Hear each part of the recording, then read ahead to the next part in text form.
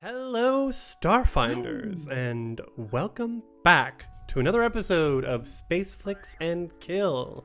It's getting cold out there, so grab your blankets, grab your honeys if you've got them, and wrap up tight as we settle in for this week's episode, part one of this week's episode, on the Trail of History.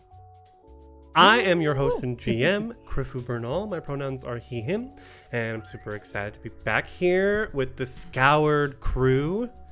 Scoured Stars crew? I don't know if we've... Stars crew, yeah. Technically, you're second seekers, because you work for the first seeker. But I don't think we've ever really, delved into that. Triple S. Yeah. Scoured Stars Seekers, second... Quadruple S. Quadruple S. Oh my god! Scoured Stars... Crap. Scoured Stars... Second Seekers. Got it. Done. Got Isn't it in that one. like There the you go. best There you rating go. you There can you get? Yeah. You know, Oh, wait, quadruple S? I think Doom, doom, doom, doom, doom. we can be the triple S. S.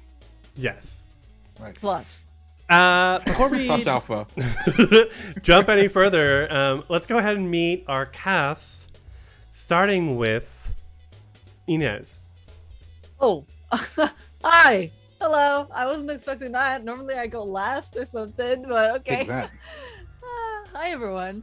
My name's Inez, and tonight on our amazing crusade, I will be playing Chrisith Fenvire, the Dragonkin soldier who is very timid out of battle, but very loud in battle. I'm very excited. I'm very happy to be back. It's been 2 weeks, 2 or 3 weeks to Yeah. something. I'm very excited. And moving on up, it's Pan. Hi, Pan. He, they. Sorry, had a brief mind fart. Yes, hi, Pan. He, they. I play Kraylance, who is a he, him. He's also, I'm looking forward to playing him as well, actually. It's been a while. Looking forward to getting back into saddle and hitting things a lot. Moving on that direction. Hello, Hedgehog. hello, I'm Hedgehog, he, him, and I'm playing Alistair, who's also he, him, the human mechanic / scholar / guy with big brain, but not much else. Yeah, it's been 2 weeks, and I have an itch to scratch, and I'm glad we're here. What kind of I'm itch? surprised that it wasn't like It's- a competitive. It's that sci-fi roleplay itch. Well, I'm glad that we can satisfy it. Keep it under control. Moving on. Hi, Ida. Oh, hello there. Hi, I'm Ida. You can find me at In the Pan there. My pronouns are she, her, and I will be playing Puka. Imagine an Ewok with 6 arms and a lot more weaponry and a lot more badassery. And nothing's going to keep down Puka, even though last session she lost an arm. But we're going to see Puka walk in with some brand new shiny toys. Some chrome. Ooh. Got me thumbed up. I don't know if I mentioned this before. The Skittermanders were created by TTRPG lesbian trans icon Crystal Fraser, who who describes them as space communist Care Bears. Yup. I know that's right. Okay. That actually works, yeah. It is what it is. Love that. Indeed, our crew has been hand-selected by the first seeker, Luwazi El Sebo, to investigate the Scoured Stars incident, an incident in which most of the Starfinder Society was lost to a region of the galaxy in the vast known as the Scoured Stars. We went to a library planet where we got some good information, and Puka did indeed lose a limb to a fire devil, a hell knight even. It was quite traumatic, and I think it all brought us closer together, actually. But it's been a week in game, so in space fantasy, sci-fi fantasy, Yeah. A week can be a long time, and a lot can happen in a week. So, without further ado, we open on Absalom Station, the headquarters of the Starfinder Society, and sideswipe dip into the offices of the First Seeker, a familiar place to us at this point. A messy desk covered in notes and data pads and old coffee cups. The coffee machine in the corner has seen a lot of use in the past 2 weeks, and we see Luwazi El Sabo, a dark-skinned woman with large dark hair and a red hairband sort of pushing it out of her eyes. She's sipping a cup of coffee, and she turns to all of you. Well, welcome back, Starfinders. I'm excited. We've made some good progress, and we have a new mission for you today. I'd like to ask this question. Who is getting a cup of coffee? I mean, Alistair's never moved from the coffee machine since he walked in. Okay. He's just at the coffee machine, like having a cup, drinking it, putting it back under again. So as Ken has coffee? as she says that, the coffee Actually, machine, yeah. the coffee machine, like kicks on, and she's a little like, okay, all right. We go over to the coffee machine where we see two figures. Puka, what do you look like? Puka is very much a half-full kind of Skittermander. Very little brings her down, and she's remarkably resilient. And she walks in, it's in a week, right? So maybe some of the sin marks on the first, they'll look a little gnarly. But otherwise, the middle of her right set of arms is replaced with this like cherry Ferrari red painted metallic arm with a lot of small intricate plates. It's very outlandishly shiny. It's been polished very well. And I guess at this point, she's just kind of like trying to reach up as usual, trying to nick some coffee. Puka normally doesn't keep coffee in her own quarters because Puka and the world knows it's not good for her. The world does not need more Puka on caffeine. But when it's there and someone else has it, she might push her luck. And standing next to her, also combating a coffee addiction, Alistair, what do you look like? Yeah, Alistair's a middle-aged human male, fairly mid-sized, brown hair, brushed back, who looks a bit more perturbed than he did maybe a week or so ago. While Puka might be the resilient, half-full, half-empty type, Puka losing her arm has had more of an effect on Alistair probably than it has had on Puka. And he has had a complete, almost wardrobe change. He still wears his normal like university outfit with his overshirt and his tie. But to those who are observant, he's now essentially got this underdermal layer of armor underneath him, which it has a name. Where is it? It's got a very fancy name. It's called, where is it? It's called Thin Plate, which is heavy armor, but welded in such a way that it hides under normal clothes. Not quite shock trooper armor, but enough now that he can actually take damage and be useful. He's also ditched the laser rifle, not working on the Hell Knights. He's replaced it with a much longer railgun that he can't hide anymore. It doesn't fold. It's just right there on his back. The only other thing, the other big thing he's got is his old-fashioned sort of leather loafers have gone. They're now replaced with very bulky mag boots. Okay. So he's much more decked out, much big more serious. change. This sort of, I mean, not dawdling, but like No. insecure That's like fear. professor type. Yeah. Has now become a like hardened, as it were. Yeah, he's undergoing a bit of a almost reflex reaction.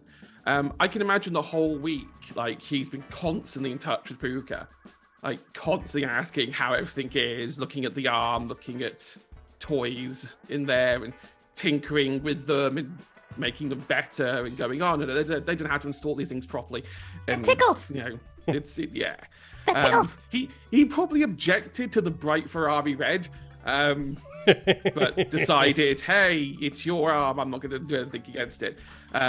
But he's definitely still enjoying a coffee. He might be, battle hardened and traumatic, but coffee is still a vice. And usually he would be against giving Puka a coffee. But now is kind of like, well, if she wants a coffee, she can have a coffee. And just takes an entire human-sized cup of coffee and just sort of lowers it down for Puka to have. Copy. Nectar of the Kato. It's going to feel the energy coursing through my body. The caffeine will do you good. It'll make the arm adjust better. I feel like with all the caffeine, Glowy starts to like pulse dramatically. Like the little nuclear reactor. Glowy is a kind of yellow-orange little tennis-sized ball that floats above Puka's left shoulder. And it's starting to look like an atom the way it's spinning. It's like maybe a little less harsh on the coffee, a bit slower.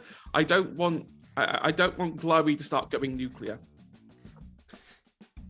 On the other side of the room, this office here, we've got our more, shall we say, mellow crew members. Krizuth, where are you? Greylance, where are you? No. You know what? I'd actually Greylance. You know what? Greylance is having a chill arm wrestling contest with Krizuth. If she's up for it. Oh, what? Arm wrestling. Arm wrestling. Yeah, friendly arm wrestling. Oh. Y'all are so professional. No, absolutely. Also, Alistair's absolutely gone like, like when a boomer sees one crime one time, buys like a bunch of stuff for their house and gets a gun. I went from just being like some dude to like, I'm decked out with everything. Yeah. I think Krizuth has been facepalming at Alistair giving Puka coffee. But when she sees the offering for a arm wrestle, she will gladly take that. Absolutely. She hasn't done that in a very long time and would love to. Yeah, back in the old days, me and the core used to, it's just a bit of fun. It's not really a competition, just a way to enjoy each other's company, get some anxiety out. Yeah, go on. You first. Winner, let's say, losers buying drinks. All right, let's get opposing athletics rolls, please. Wait, should I? My doorbell just went.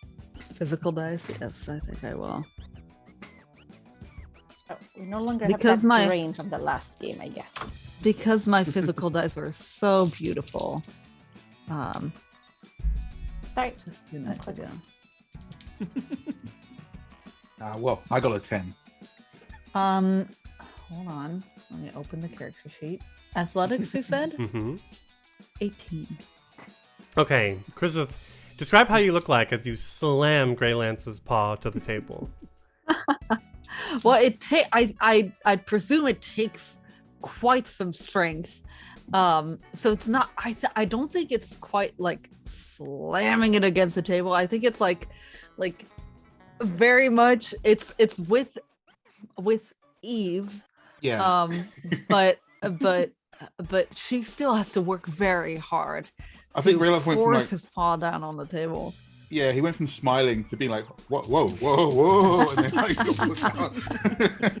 And Krizith just when she finally gets your paw on the table, she lets go and she goes, still got it. And what does she look like? She is a. How large did we say she was again? I think she was 10 foot. Yes, just about 10 feet tall.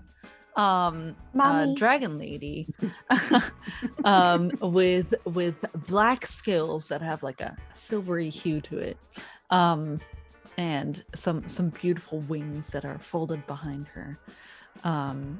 She has the yellow iconic like dragon eyes, and she wears gold ceremonial armor that has a symbol of a rising sun on it. And let's see,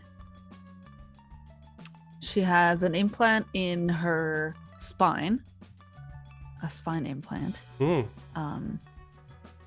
that runs like all the way along it, and she has a beautiful long tail, and yeah, I think that's about what you see. Okay. Very tall, big dragon. Does she have hair or has she got no hair? We just need dragon heads. She does not have hair. No, she just has scales and like a couple scales like running across like just like across her spine until it like reaches the implant. They've been removed there, but like at the back of her head you can still see like some spikings. And Greylance, as you're kind of like shaking your hand, who do we see? Yeah. Greylance is a noir. He's large for a humanoid, but he's not as big as Griffiths. He looks like a minotaur, like a bull man. He's true to his name, graying constantly. His we had this whole conversation last time. His fur, right? His fur is like it's obviously was once like jet black, but is now grey quite a bit. There's flecks of white in there as well. He had his hair, which is also black and grey, tied back. He's wearing a modified now version of the Hell Knight plate armor, and is it's been repainted to a grey, but he still has like a bunch of his sponsors and lines down his arm as well. So it's grey with like lots of like colourful stripes down one arm. He's got a scarf running across his from his bottom of his eye to his nose, and he's shaking his hand and going, not bad. I figured you'd give me a good show. We back at the night quarters would do the same thing, so I'm glad to know that I am still number one. Hey, I'll be coming for you though. Want to keep an eye out? Maybe I'll still have your thought. Will he now? No. He the dirtiest laugh and drinks whatever was on the table. It's funny, what are you laughing about? What's going on? It's a funny joke. I like hearing funny jokes. Wait, who gave you coffee? I said, Alistair. It's so coffee. Are you mad, man? Good. Look at her. She'll be fine. literally She'll level bouncing off the out. walls. Luca is parkouring. We came in here to do something, right? I have been giving her hot chocolate for years and pretending it was coffee. You've ruined all the work now. Luwazi clears her throat. She says, Oh, Mom. "It's nice to see that you all are getting along so well. I'm glad. A good crew requires good synergy. Unfortunately, Madar has had to be reassigned. His skills are needed elsewhere for in the meantime, but I have no doubts that the four of you will be able to handle this mission just as well." Good, She Mom. kind of like flips a switch on the desk and turns on this tabletop hologram projector. And at the same time grabs a little remote and dims the lights so that you can see this three-dimensional depiction of the galaxy. Her eyes turn toward, you can see that like there's this large golden field on the outer, like sort of outer rim, as it were, of the galaxy map, which you all know is the location of what's referred to as the Scoured Stars. I'm glad to share that we've finally found a lead due to your work on the library world of Atheium. Evidence suggests that 8 groups departed the Scoured Stars in ages past, and that 8 relics were removed, following the same trajectories. And you all remember the sort of vision you saw at the end of the mind maze of that same information. My predecessor's studies about one of these relics is what led us into the Scoured Stars in the first place. But I think if we can track down some of the people connected to the other relics, or better yet, get our hands on one ourselves, we might find a way past the barrier and to our missing comrades. Okay, makes logical sense. She waves a hand over the projector, and then the entire hologram begins to like rotate, and she fans both of her hands out to zoom in. I love it. Yeah, that's a nice image. On a planet in the vast, so again, that sort of outer rim. I'm pretty sure outer rim might be trademarked. I feel like I wouldn't put it past Star Wars to do that. Our closest guess as to where we might find some of the answers is here, and it kind of just goes straight to this planet in a solar system out there. Based on what I could find, it appears to be an unclaimed planet that the Pact has labeled Icefront. There are no known civilizations affiliated with the planet, but its atmosphere supports life, and it's not far off of the likely flight path of one of the 8 escaping groups from the vision you saw on Atheium. I want you to take a ship to Icefront and find whatever you can about this relic, about where this relic might be hidden. More importantly, if you can dig up information on the people that the relic seemed to be chasing, we would have a good start. Any questions? Okay. I'm so sorry. Girls run these Oh, worlds. Raiders. Hello. Thank you so much for raiding. Hi. Oh, hey. Welcome, Raiders. Hello, everyone. Hi, La Leon. Hi, SM480. Hey, Leon. Hello. Hey. We love girls run these worlds. So much. That we do. I was lurking before we started our stream. We were just getting into the meat of our mission, and they're doing a little debrief before we jump in, so you've come at the perfect time. Luazia Sabo asks, any questions? Do we have any idea what this relic is or does? Unfortunately, no. We just know that there is a relic should have landed in the vicinity of Icefront. Do we have any detailed scans of the planet? Well, the Pact Worlds databases didn't offer much since Icefront is so far off of anyone's senses. So we have some Sounds like it's cold. Yeah, we have some basic specs. She nods to Puka. It has a normal atmosphere, lots of fresh water and abundant plant life. But because of its very extreme and slow orbit of its sun, it has extreme seasonal temperatures. At the moment, it appears to be in its winter season. Oh, Okay. guess you better wrap up warm then. And how exactly are we getting there? Are we hitching a ride with someone consorting with criminal elements and underdoing the work of the society in the meantime? Puka, we've controlled on the criminal developments. Touche. But she makes a good point, though. How are we going to get there? My apologies, Puka. I know that Iteration 177 has apologized profusely for their negotiations with the Helm Knights that caused your unfortunate injury. She lifts up the cherry red arm and has a thumbs up. Did the direction pay for that? She could sort of. Is that in character or out of character? No, never mind. Okay. It got paid for. That's all that matters. Maybe that's not all that matters. Anyway, she clears her Small throat. amount was paid for. Just the thumb. You have 2 ships available at your use. There is, since it seems like a science mission to me, gathering information, I would say that the Pegasus would be the better option. It's outfitted with better computers and is able to scan more accurately. That said, the planet is far deep in the vast. Who knows what's lurking out there? If you think you'll need extra firepower, then take the Drake.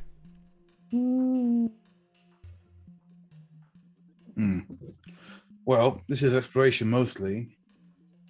Have we heard of any enemy movement in the area?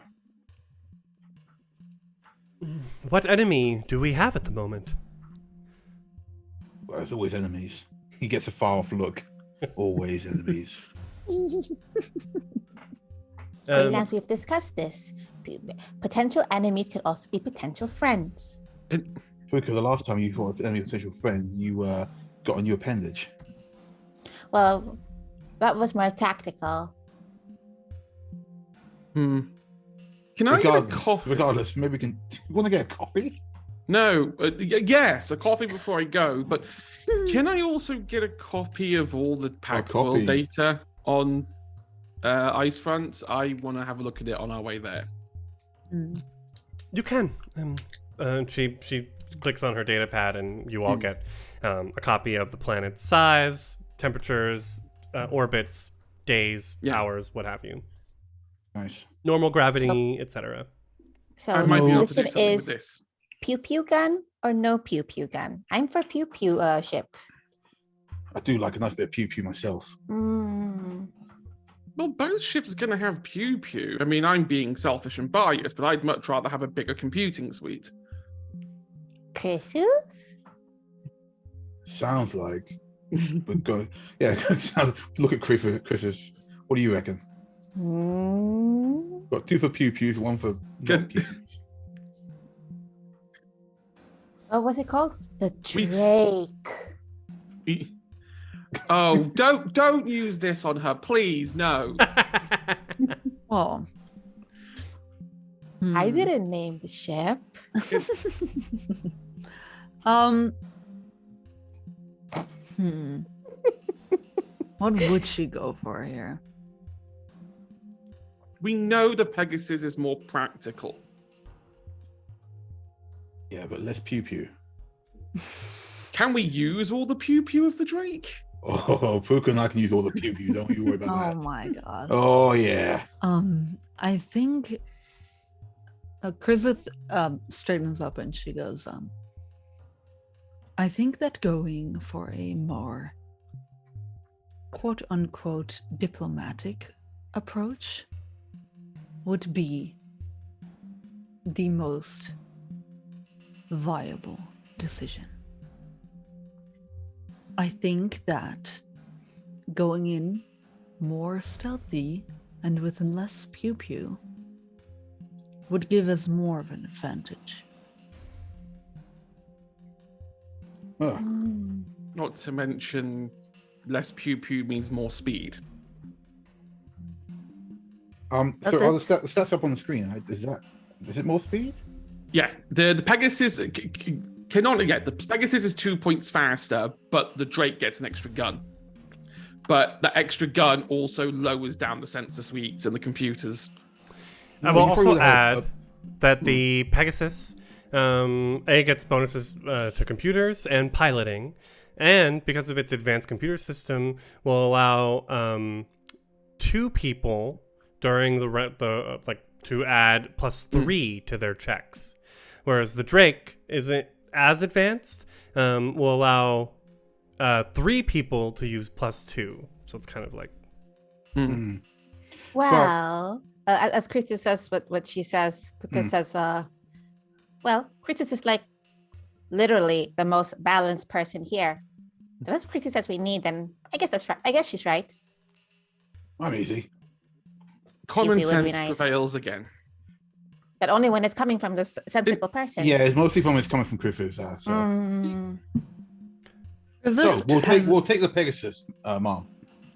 Krizith has never had this kind of quote unquote authority. And so when she's being listened to and then her decision is being thought of and then made the prime decision, Like validated. she's taken aback. Yeah. She's like, I mean, it's all logical. Yeah, but it came from Chris's. Yeah. Yes. Also, it's a As you- faster ship as well, which you didn't mention. I think Alistair just goes over to the coffee machine at this point. It just like I'm gonna go with my coffee cup before I leave. I will agree with Chrysis on this, Luwazi says. Diplomacy is our best bet. If there are native life forms on this planet, there'll be your best chance in finding information on the relic or where these people came from, if they have anything to do with the Scoured Stars. Sounds good. I'll make I'm sure the down for Pegasus Pegasus is then. available. Okay. All right. Can we make one request though? Could we get it as red as like Puka's arm? It's just like a really nice, vibrant color. I don't need a Ferrari spaceship. It's a good thing it's not just your space master. She clicks a little bit on the hologram and pulls up a picture of the Pegasus, which shows that it is indeed already red. Nice. I high five Puka. Puka high fives with her two top arms. Pop. Yeah. Oh, I look at that Alistair beauty. and I go, this way we both get what we want. I suppose. So, Well, I suppose we should go. I'm sure the Seeker has a lot to do. And it sounds like it's going to be a very, very long trip.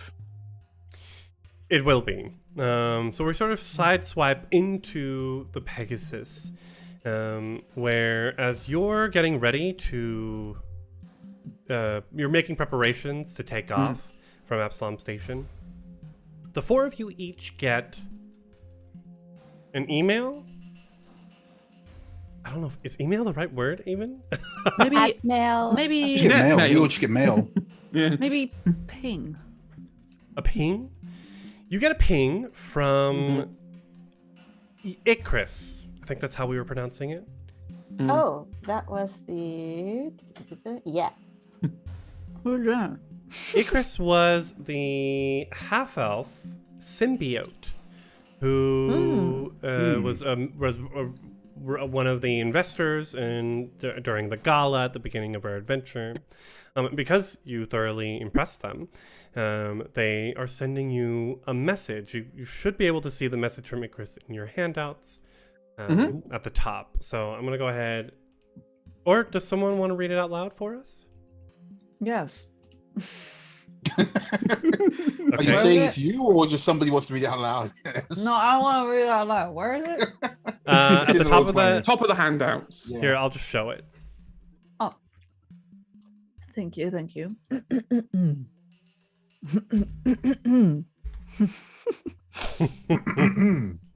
Dear Starfinders, some of my society contacts that slip that your leadership has been doing homework on Icefront.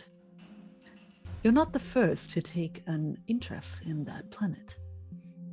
My colleagues at Sericor Labs recently looked into applying for corporate research rights on Icefront, but we had to delay the project because of lobbyists from Frozen Trove Labs pushed us out. Frozen Trove is a leading competitor of ours in the field, although they work more with genetics than cybernetics, and they are pretty ruthless, even by Dragon Corp standards. Their science is top-notch, but lots of our R&D folks say that nobody stumbles upon that many quote-unquote breakthroughs doing honest work. In parentheses, I know our legal department hates dealing with them. End of parentheses. If your travels do take you to Icefront, keep an eye out for Frozen Trove. Their scientists are some of the best, but their management is hostile and very protective of their property.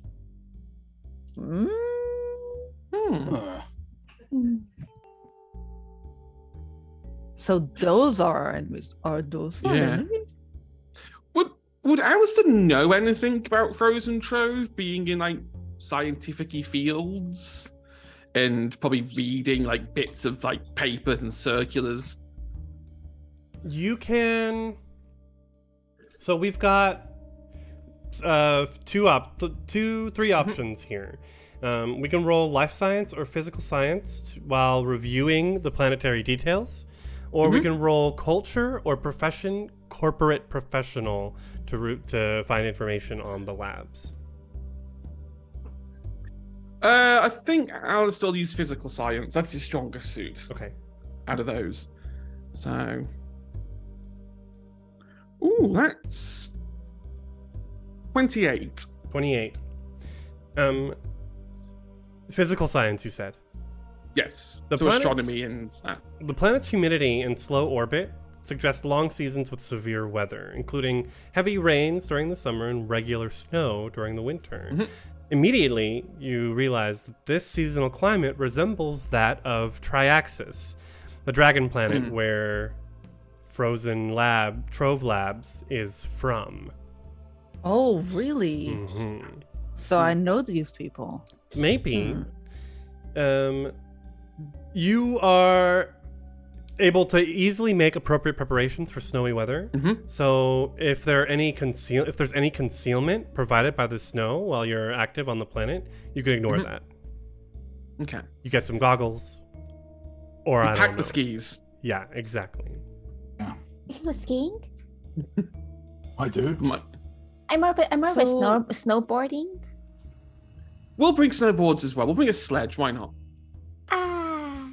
And a couple of rocket thrusters. Quickly, is Triaxis a cold planet? Triaxis has an orbit that lasts centuries.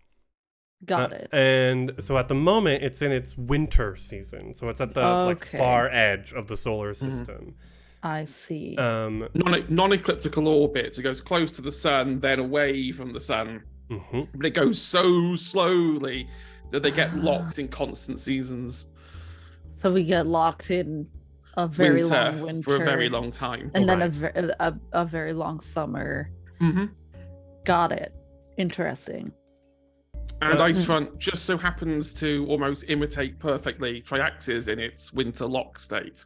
Got it. So right now it's in its winter. Triaxis is two native species are I guess three: dragons, dragonkin, and Rhyphorians. Humanoid, lightly furred humanoids who their sort of like genetics change based on the season they're born in.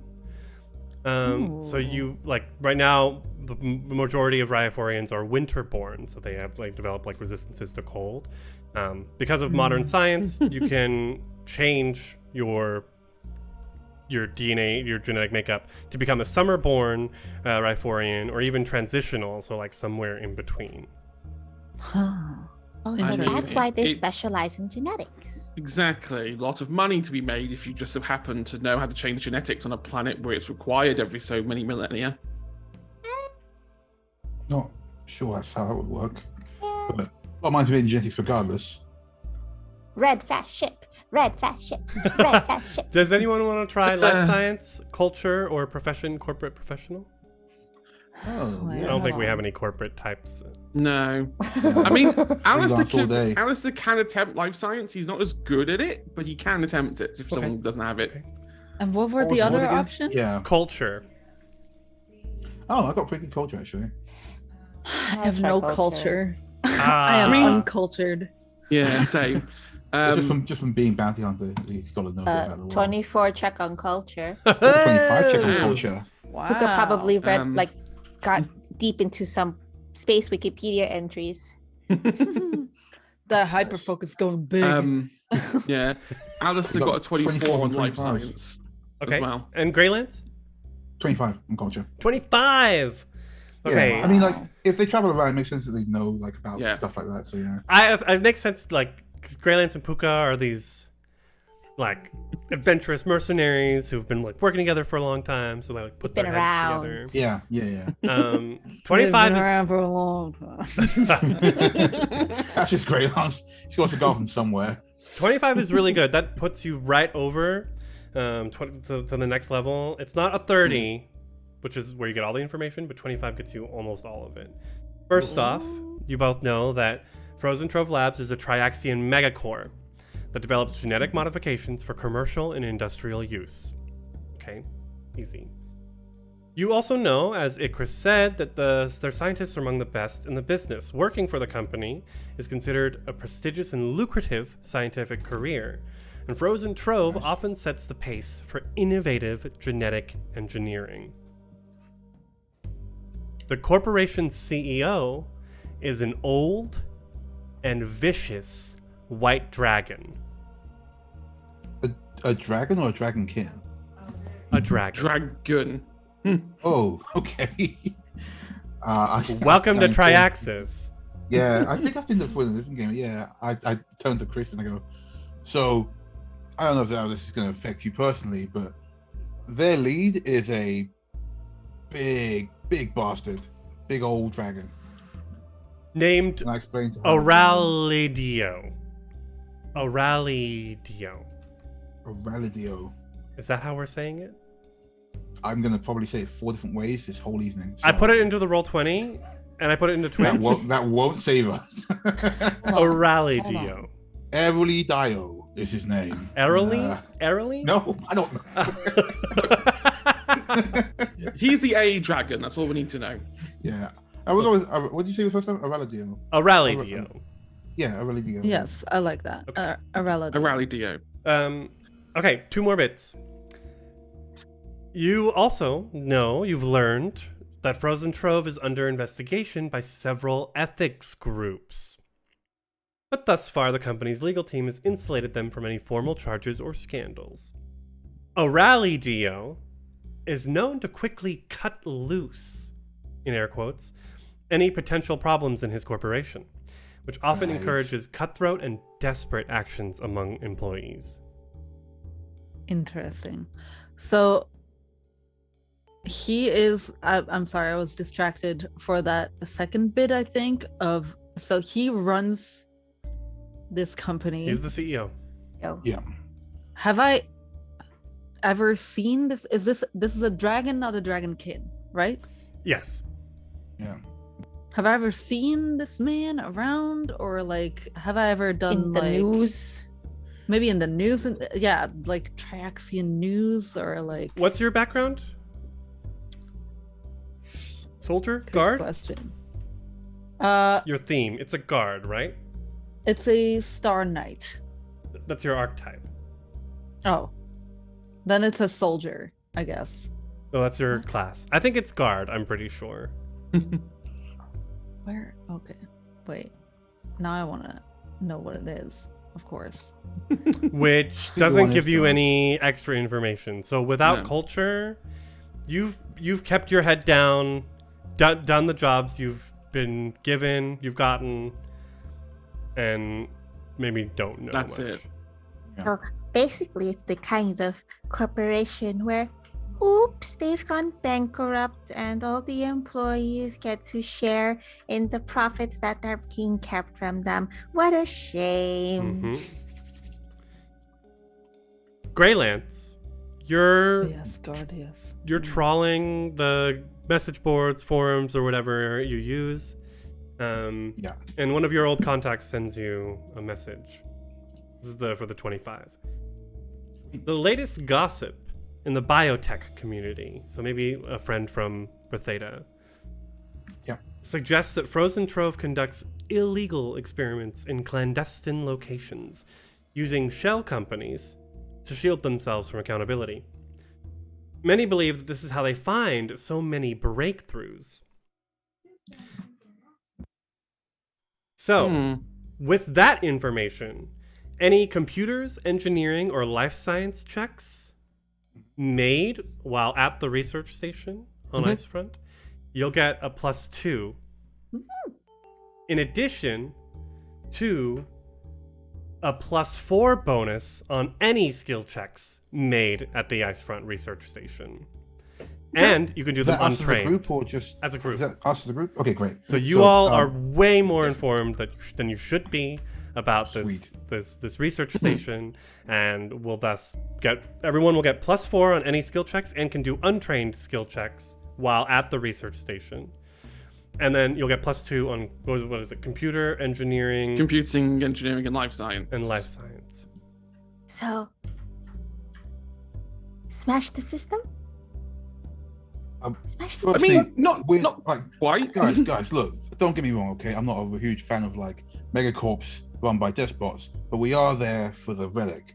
If smashing the system comes, in between us and the relic, sounds good to me. But let's drive the price. If we happen to walk into a classified classified research facility, smash. Smash the system, but slowly. Yeah, smash system slow enough for us to get the relic and get out.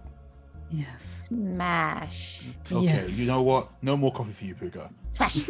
Alistair, what was your life science check? 24, just shy of the 25. If only we were there on the planet, I could add a +2 to it and make it 26. Yeah, unfortunately, you've got the information on its like environment and atmosphere, so you know that it supports life, fresh water and oxygen and all that stuff. But because it's so poorly documented, the planet as a whole, there's not a lot there to go on. But it's fine, because we can just make deductions. Clandestine company, remote locations, similar atmosphere. It makes perfect sense that one of the shell companies is going to be there. And the best news is, if I know there's civilization there, when we get close enough, I know what to look for on scanners. So hopefully we'll find them easier. To smash. And to smash or avoid. Smash. Then, I hate that I don't know anything more about this dragon guy. Well, so that's it's what fine. You're a dragon king. Like you wouldn't necessarily know of him that he's a big name. I wanted to ask Chrisith, how do you feel knowing, like what's like how do you feel about not knowing anything? Especially about her own home planet, she feels a little bit I wouldn't say betrayal. I would say perturbed? Yeah, like she doesn't feel very good about it. That's for sure.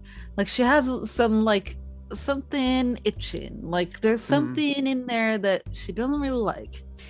You know that dragons control a lot. I mean, it's basically ruled by all the different countries on the planet are ruled by dragons, and you happen to live in a place where the dragon ruler was not benevolent, but maybe not like it didn't like keep its anyway. Like you lived in a I understand. There's whole parts of that planet where they're constantly at war with each other, dragon wars. Maybe your old guard maybe served a dragon even. I think it did. Yes, absolutely. I think that the Star Knights that she worked for definitely served an older dragon that didn't necessarily seek out war as much, and so she was stationed at the castle a lot of the time, and didn't really go out much. But yeah, I think that was a dragon at play, that's for sure. Yeah. It's fine, honestly. I don't know much about everyone in Absalom Station. There are still people who, completely blindside me, and my family is technically part of the upper class here / nobility. And there are some people even I get blindsided by. Wait, since when were you part of the nobility here? Established, parents, rich, money. Money buys Are you you a things. prince? Not a prince, no. I'm not that high up the list. But Regardless, high I enough think- that money buys you comfortable houses. Multiple Guys, houses. I think Chris is being upset about not knowing about her own home is valid. Of course it is. She Maybe we looks can go exactly there. like this. Like she looks Yeah, deep in yeah. thought. Like she doesn't really understand. Chrisus, it'll be okay. We'll find the relic and then we'll smash. That makes things much better. To Okay. the smash ship. And Okay. So we settle into the Pegasus. Alistair, I would like you to roll 5d6. okay. Oh God. This is where the ship backfires the second he turns it on. Yeah. The engine yeah. starts sputtering, and then 1, 2, 3, 4, 5, 6. Yeah. It's like, we got soldered, Dad. and then the exhaust pipe starts. Or somebody takes the other ship and it sails away. Well, there's no wands. That's a start. 8, It only flies when we put our 15. finger into a hole in the hole. 15. 15. In this case, Yeah. you want ones, unfortunately. Ah. So faster than light travel in the Starfinder is accomplished through entering a dimension known as the Drift. It's pretty much like space, but more purpley and sparkly. Oh. Yes. That actually is about right, yeah. Huh. That's so crazy. People think that the Drift is a plane that Triune, the sort of is a deity. Triune's a deity made up of 3 different technological aspects from 3 different technological based deities that all came together. And Triune is the deity who sent out the first schematics to the galaxy for the Drift engine. So not every planet with life on it was ready for a Drift engine. People have found drawings of the schematics on cave walls in charcoal because someone saw it and drew it out but had no idea what they were looking at. It takes, to get out to the Vast, which is on the edge of the galaxy, takes 5d6 days with your basic Drift engine. Luckily, Absalom Station has something known as the Starstone in its sort of base, which allows people from anywhere in the galaxy to come to Absalom Station through the Drift in 1d6 days. And thus, it is kind of known as the center of the galaxy. I want to point out at this point, not all of my experience flying starships has been theoretical, not practical. Are you telling us that or just mentioning it in general? Just everyone to hear, okay? I've done simulations. So we're on all this looking at the stuff. ship and you go, never actually flown a ship before, guys. Yep, never actually done it in person. Done it in theory. I did all the tests and I've used simulators, but never actually in person. Starfinder training. Yeah, you know, Right. You've probably flown a ship around the shuttles. Yeah, Yes. shuttles around Epsilon, but not. We're not talking, multi-crew sized vessels here. You got this. It's like the equivalent of going from like a car to like a semi-truck. So how do we spend 2 weeks in the It's Drift? 2 weeks to get there. Holy crap. 15 days. Half a month. Yep. Yeah, I'm not particularly good. Well, I'm going to spend the time working on a puzzle. After the Just one Like, puzzle. Greylas, no, he buys like this really, because he's a noir, so they only can use like these really overly complex puzzles to play with. So he buys like this stupidly over-engineered puzzle. There's some bits of it that are mystically acquired, some bits that are just like slotting things, and he's just gonna go and work on that. I guess he'll occasionally try and show off the others, but I don't think after last time in the labyrinth anyone really wants to deal with puzzles again. Apart from that, actually, I think we'd play some music. I think he'd like bang out some tunes. We got like a sound system on the ship, right? Yes. Yeah. He's probably into the space equivalent of like prog rock, like dad rock. That exists. Prog rock is what they play in, what is it called? Band on the Run? Mhm. Oh, I only know about Sugar Heart. I think it's called Dock Rock. Oh, Dock Rock? Sweet. Okay. I may be mistaken. Well, he's playing that anyway. He's like trying to encourage Puka to like. You gotta understand, right? The classics. These are proper instruments. We don't use synthesizers like they do nowadays, right? These ones are made. This is. Look, hang on, I'll show you a picture. But can you dance to it? You're not meant to dance to it. You're meant to experience it, Puka, right? I mean, you can dance, but you're meant to like But sit if you there. dance to it, you look like those zombies that just kind of wobble in place. Well, you're not meant to dance to it, Puka. Look, listen. Right, what you want to do is you want to lean back like this, right? You get your cigar, and then you just enjoy the music. Boy, I'll give her a cigar. You gotta put a cigar first. You gave her a cigar? The best thing about smoking on starships is that vents just pull all the smoke out so it doesn't linger. That's Yeah, that's not the thing I'm worried about. You're worried about giving her coffee, however you're giving her a cigar? The cigars don't amp you up. Oh my god. Coffee amps her up, but cigars just like you're meant to get mellow. Oh my god. maybe you'll finally be regular. Yeah. You just keep drugging Puka with different things until she's like average. Yeah. Wow. Love that. And change what's perfect. Greylands, if you like it, I like it. You like it a lot more, but it's okay. Right. Yeah. Yeah. That's fair. That's fair. What do you want to play then?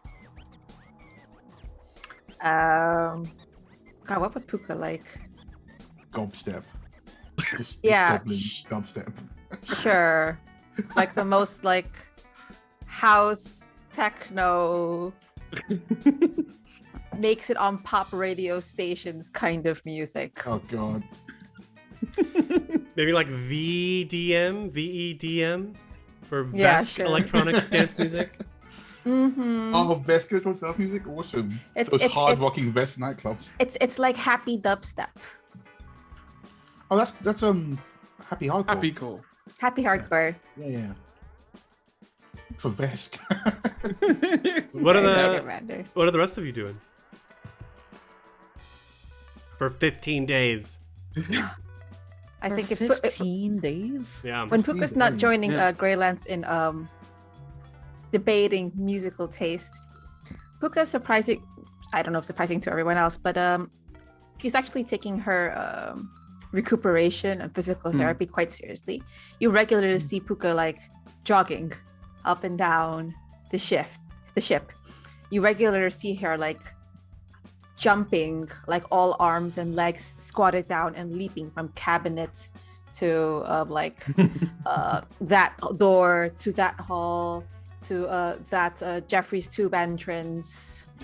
And she might look a little winded at first, but she keeps doing it as not fun as it looks. But she actually buckles down a bit to make sure that that she doesn't ever want to feel like a liability. Sure, she can feel risky, but she doesn't want to feel like her best doesn't slow everyone down. Huh. Okay. Respectable. Question. Yes. Answer. There, I don't think there's like a kitchen on board, is there? Yeah, there is. Yeah, it's good Oh. quarters.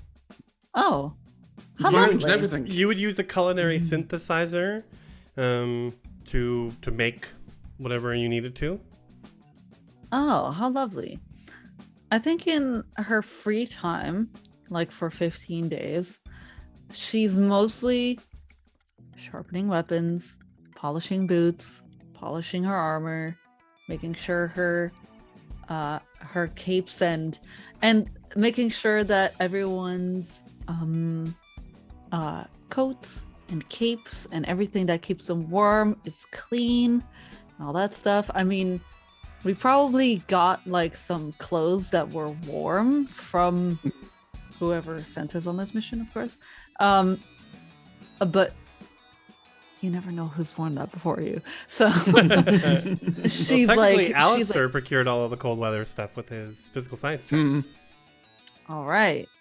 Well, still, you don't know who's worn that before you. So, so she's making sure that all is clean, all that stuff. And then I think she is studying recipes and making, like, learning how to make good, proper food. Because she was brought back to that time when she was in her ranks, let's say, with that beautiful meal, that sticky honey roast, like meat, all that stuff, you know, the memory meal. Yeah, she was brought back to that, and so she's like trying to learn how to make that specifically. And she doesn't know how yet, but one day she'll get it perfect. Okay. And Alistair. I think Alistair probably spends the first day cursing at the console, trying to figure out if he can make the thing go faster. Kind of like, I'm supposed to be good at this. And after resigning to the fact that he can't make the ship go faster, he spends most of his time kind of going over the ship, like inch by inch, checking everything. Because there's a science lab in here, there's a tech lab, there's a whole engineering bay. Like, there's a lot of equipment that only he would have enough knowledge to use. So in his eyes, there's like lots of things to double check. And he tries to avoid the music conversation, but instead goes to put on his own music, which everyone would think is like kind of like old-fashioned, maybe classical, but actually he's quietly into like rock, maybe leaning more towards punk rock, mostly because of his older sister. Does comms work at this speed?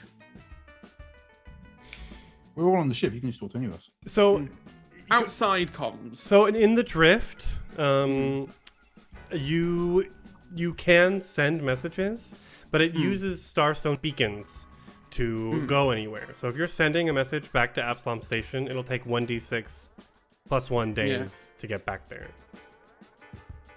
I think and then it would take 5d6 days to come back to you. Yeah. I think he spends a lot of time doing his uni work and just marking papers and just sending back feedback to all the papers, going, well, it only takes 1d6 plus 1 to get back, and I don't need the response. So just sort of sending all those emails and just kind of, settling in, really. He takes an interest in Puka's physical therapy. Just because, he's paranoid. Best way to take an interest is to do it with me. I only have 2 arms. I can't climb across. I mean, you see him try to climb across. We both have only 2 legs. That is true. He tries to do jogging. He tries to do jogging. He's actually more athletic than he lets on. Acrobatic, no. Athletic, yes. Okay. But he kind of hides around a bit. So you're hiding from Puka in the science lab. Yeah. When we come out of the drift, so we're kind of on autopilot, and we're orbiting ice front. Go ahead and give me a computer's check to scan ice front using the ship's sensors. So you'll get a +4 on this using the a +4 on top of what I normally get. Yeah, using the ship's computers. Ooh. Okay. That's a natural 20 on the dice. Oh. Ooh. I also add 20 to this. That's 40. Okay. Plus 4. Plus 6, yeah, plus 6. So I get plus 16 normally, plus 4 is plus 20.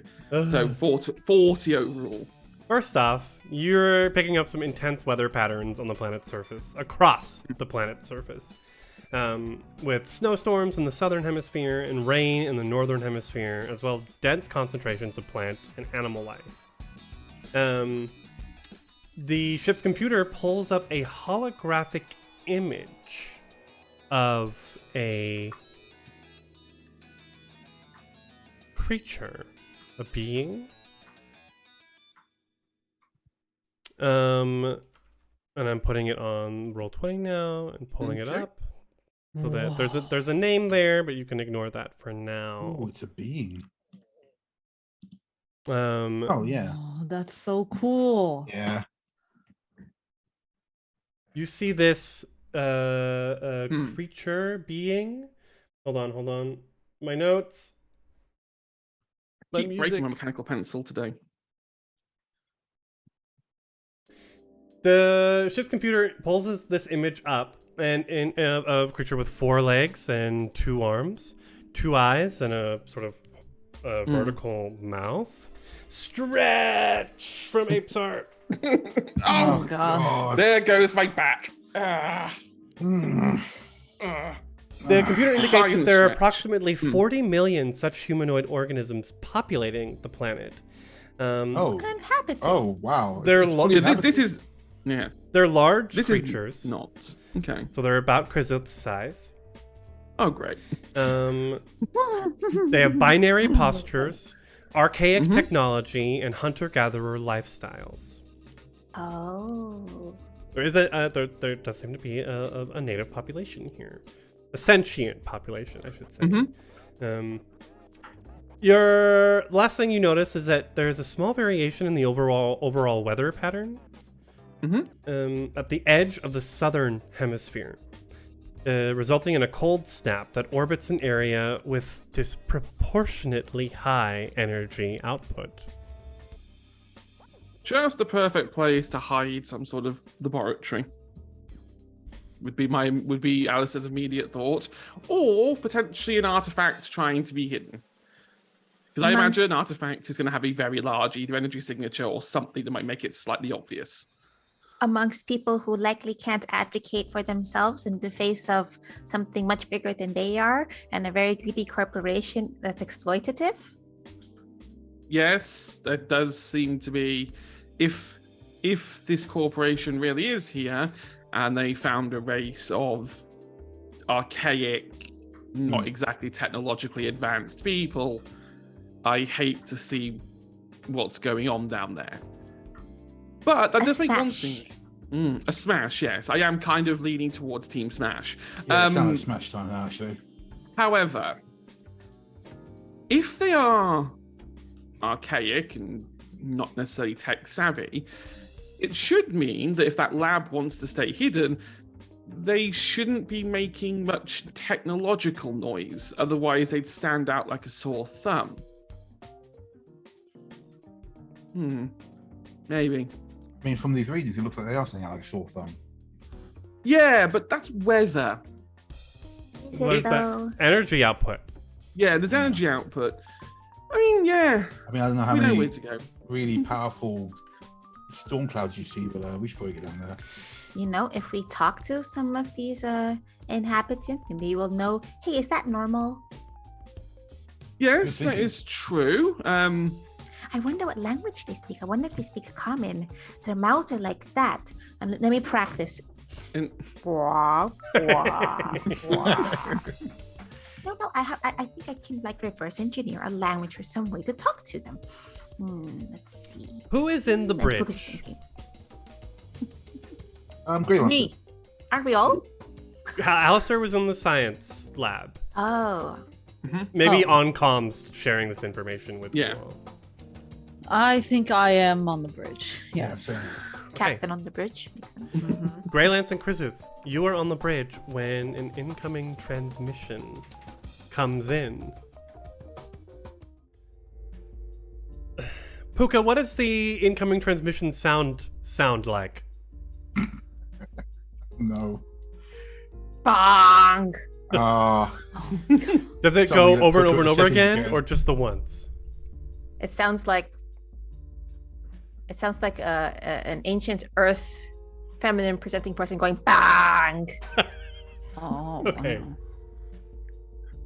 wow. It's kind of a low, kind of a funky foghorn kind of sound, I'd say. All right. Just us on the bridge just being like, what the hell is that? Brrr. Jesus, I'm not going to let Cryptocurrency ever get to the controls again on these settings. But you're not allowed to miss it. That's why the sound is so like jolting and If resounding. you had any Oh, other God. sound.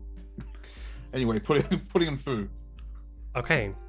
A image appears on screen of a woman. Oh, wow. No. Notes. Position myself in the right. The Starship's video Hello. screen shows a strikingly pale humanoid face with short cropped black hair and black bulging eyes, almost like a mouse's eyes. You all recognize this person as a Verthani from the planet Verces, which is the tidally locked planet. So I'm gonna move the camera over here. Tidally locked, so it doesn't rotate. So one side's always facing the sun and is a desert, and the other side's always facing away and is a Arctic tundra. And the ring in the center is beautiful twilight temperate. Incidentally, Verthani are one of my favorite races in the Pact Worlds. Oh. The woman, she's wearing glasses. She's got like a cybernetic jaw almost. You can see like the metal. But then a part of it is metal, but a part of it is also the colorations on her pale skin of like gray chrome and like silver lines sort of just kind of, and as you look, they're like almost moving slowly across her face. You know that Verthani, they can change their skin coloration, and there are like models who will like, you know, put on certain patterns and colors for shows, and sometimes it's just unconscious as well. Wow. A mood jaw. Instead of a mood ring. Mood jaw. Well, the jaw is Jaw. cybernetic, but across her face as well. It's like blending in. Love it. Anyway, she's hello there. I am Dr. Mon Silkis of the hold on. On silk kiss. On Silkis. Yes. Of the mood Aha. I'm the head researcher here for Winter Harvest here at the Icefront Research Station. And who might you be? It's been quite a while since we've had someone in the atmosphere. Greetings. My name is Chris Fenvire. I am here with Greylands. We have two others on the ship. We're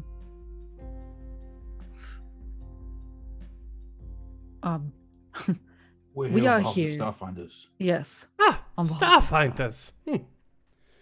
And what is it that brings you all the way out here, if I may ask? The Scattered Stars. We are in pursuit of the people who were lost during this mission. And we are researching whatever happened there. And that's We have brought you all the way out information, here. We have information. There may be something here that could help us to find out what has happened to the Starfinder Society and our previous peers. Yes, I've heard of the Scoured Stars incident. I know your numbers are small. But we've been Can I roll insight on that, please? sense motive. Go for Thank it. you. God, I keep saying insight. Yes. I do it all the time. Yes. Are Alistair and Puka listening in even if they're not on call? If the two of them will pipe it through, absolutely. Yeah. Okay. Yeah. So we're just listening. We're not ever going to at least actively hear it. That's cool. Well, I got a 9 regardless. Because you could respond on comms in their ears, and then That is Monsilkus true. wouldn't hear it. A 9. Nice. She's interested. She's curious. She's professional. She's intellectual. Mm. And maybe if she let her hair down and took off her glasses. Oh It'd no! be It's very interesting. I don't know what you're talking about. Anyways, Christmas, calm down, calm down. Professionalism. One moment, please, Miss. Then turn to Christopher. Christopher, you're acting captain at the moment. Do you reckon we should get the others up here? Hydrate. Oh, to everyone. We have some green jasmine tea a la Iro. Ooh. orange juice and whatever booze I could find in it. So yeah, almost as good as green jasmine tea. I think we should. I think everyone is needed for this. I think we should well, they can hear, so All right, Why I'll not? patch them. I can patch them through the comms so they can speak as well. yes, please. No problem. So- That means that we can also talk to them separately. If I may ask, why? What about Icefront? What has led you here in the first place? It's despite the planet's weather patterns are, of course, interesting from a scientific level, but I'm not sure what else there is here, and the native population is not advanced enough to be of major interest. We have information that something on this planet may be regarding the incident. I'm patching through my other teammates now. I'll patch through Puka and Alistair so they can talk to. There are two channels, so one for us to just talk on, one we can talk to her on. Go ahead and roll a diplomacy. Who's gonna do the lead diplomacy? And who's gonna do the aid? Between Greylance and Krizuth. How's your diplomacy? It's a 5. Then yours is better than mine, so I will aid. Okay, cool. That 8's a +2, so 1 second. Don't you have to roll first to see if you succeed in being able to aid? Aid, yeah. Yeah, so Oh, yeah, Krizuth Do I? goes first. Oh, Right. You need to got get a it. 10 or higher Okay. to aid. And if you get below, you actually can hurt the person instead of aid. Just in Pathfinder 2nd edition. Okay, sorry. I'm scarred still from that. Yeah, thank God. That sounds terrible. ooh, baby. 19 plus 2. That's 21. Okay. Oh, damn. I'll on do my it. aid. Yeah. On my aid. So Greylance, Okay, you get a +2. Yeah, whoopee. I'm gonna roll. Oh yeah, but that's going so 10. That's a 10. Well, I'm sure. I suppose come on down. We'll take you in. We can answer any questions you have of the planet and its population, and then send you on your merry way, Starfinders. Appreciate it. I'm sure that your company would do well to be in good stead with the Starfinders and vice versa. Mm. On the internal line, so closed, not so that Mhm. Monsilkus hears this. Puka goes, I don't like her. She's snooty. Yeah, on the internal line, very snooty. At that point, though, Alistair, you're maybe still in the science bay, and Yep. there's energy warnings, an energy signature coming up fast from behind your ship. You note an enemy starship, something aggressive with weapons powered. Is there like an alert button somewhere in this science bay? Yes. Yeah, Alice is going to immediately hit that. The same noise set that all we the heard. alarms off. Aruga. Yep. All the noise is just Puka making noises. And She then just recorded be- everything in Yeah, advance. she to recorded replace all everything. the sound effects. I don't think Alistair says it on comms. I think he just presses the button and runs towards the bridge to get to the piloting seat. And as he sort of like runs past, it sort of goes, got something behind us, big energy, not good. I will turn towards what is her name on the Dr. Mon. Monsilkus. Mon Silkus. I will turn to her and I will go, sadly, we have to hang up. Pressing matters. We will see you down there. And But- I just press it. I would like to try and make comms to the enemy ship that is approaching us. You get visuals in the bridge as Alistair's bursting in. You know, but now, by the way, like red lights are flashing now. That the puka sirens blaring.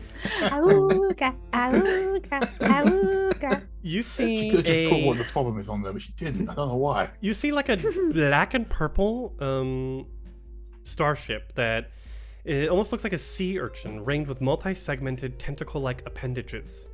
Whoa! Each tipped with This- three-pronged thrusters, weapons, and manipulative tools. The computer, because you've got a great computer system on here, immediately begins running diagnostics, matching it.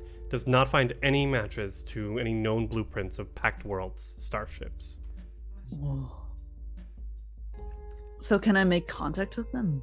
You can, as we enter Starship combat. Oh! Puka was also running behind because she knows exactly what she recorded that alarm sounds for. And I guess dives into we'll decide real quick. Actually, while Krifu's setting that up, Captain Pilot Gray, what were you going for, gunner or chief? Chief Mate and Gunner. What is your preference for role? I'll take Gunner. Okay, then I'll take chief mate. Okay. So at the start of the round, Puka's in the chief mate spot. Pan's Greylance is in the gunner's seat. Alistair slides into the piloting seat, and Krizith is still in the captain's chair. Yes. Captains can act at any time. So in the first phase, we go into the engineering phase, which means Krizith, if you want to start us off with a contact, you can. Yes, I would like that. Comms are opened. You see a black screen. What do you say?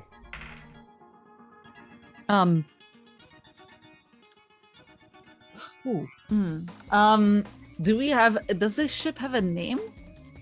Yeah, the You- The Pegasus. Pegasus. Yeah. Yes.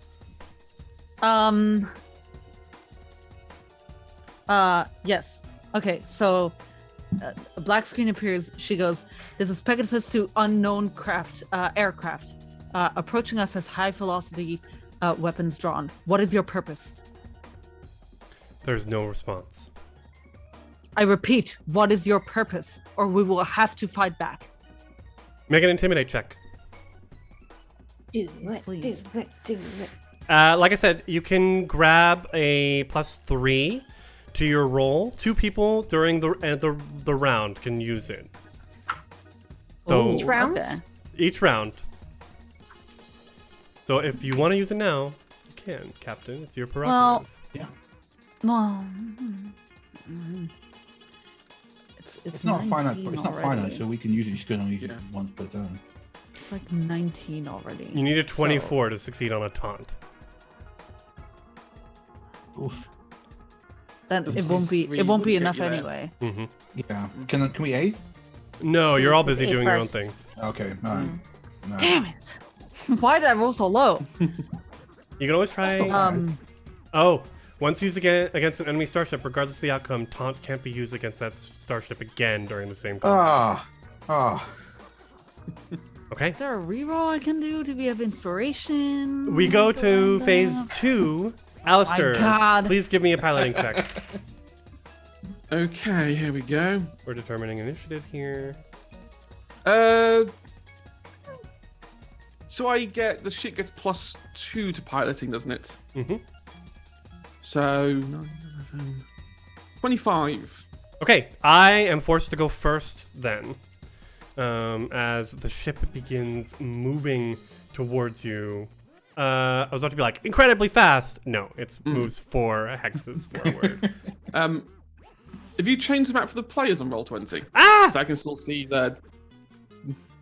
Yes. There we go. Yeah, now we can. There we go. Now, so sorry. Lovely. Yeah, there we go. You are the top one. They are the bottom. okay. Yes. Ours is way prettier. Keep in mind Even though when theirs looks really cool. moving, your speed is how many hexes you can go. In addition, you when you want to turn, that uses up 1 of your speeds as a part of the turn. Okay. Right. At this point, we're looking more to land, right? We're not looking to try and take each other on. We want to get out of here. I mean, what are you thinking? I'm just questioning, are they coming from the planet's surface or were they just coming out from behind us? They're coming out from Somewhere? behind From you. behind. Yeah. Okay. Alistair. Interesting. What do you do? I think... They're aggressive.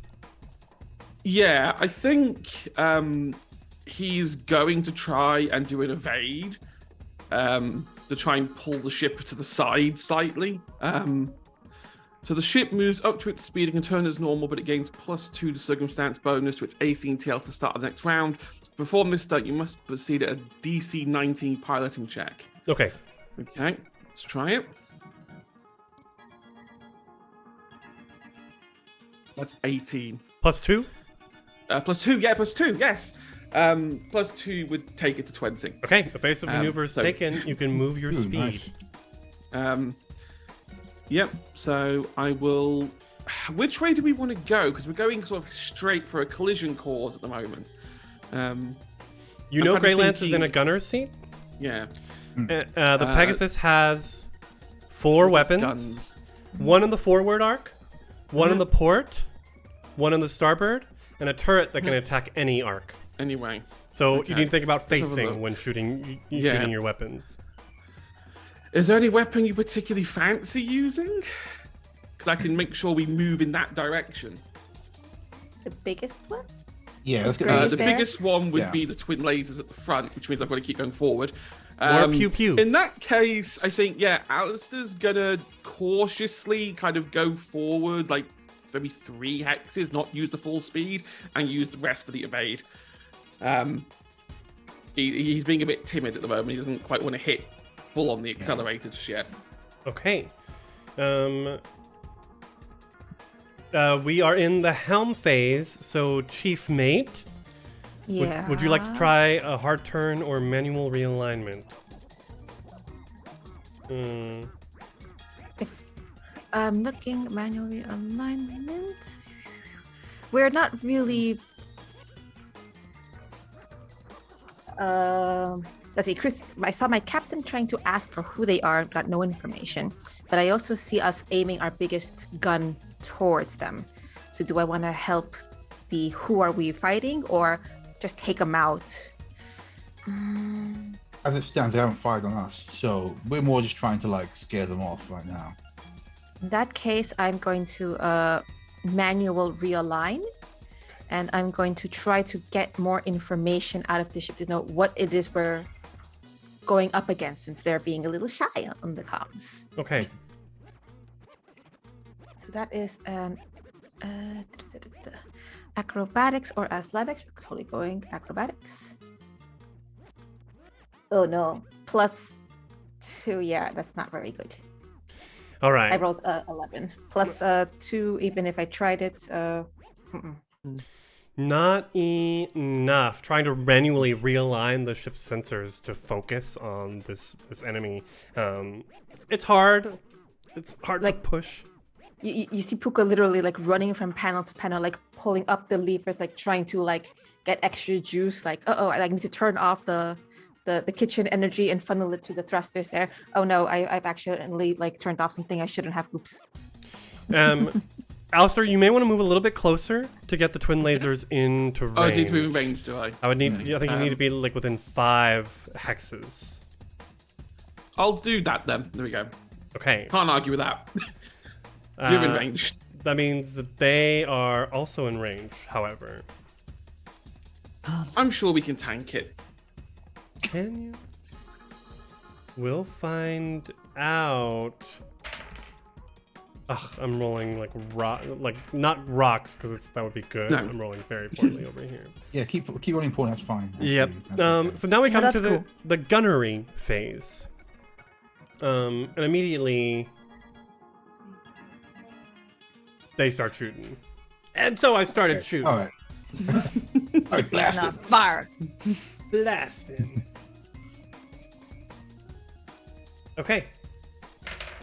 That's going to be a total of 14, which, because you upped, you took evasive maneuvers, will miss. Mm-hmm. Nice. Ooh.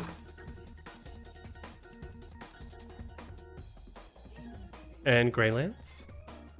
Well, if they shot at us, it's pew pew time.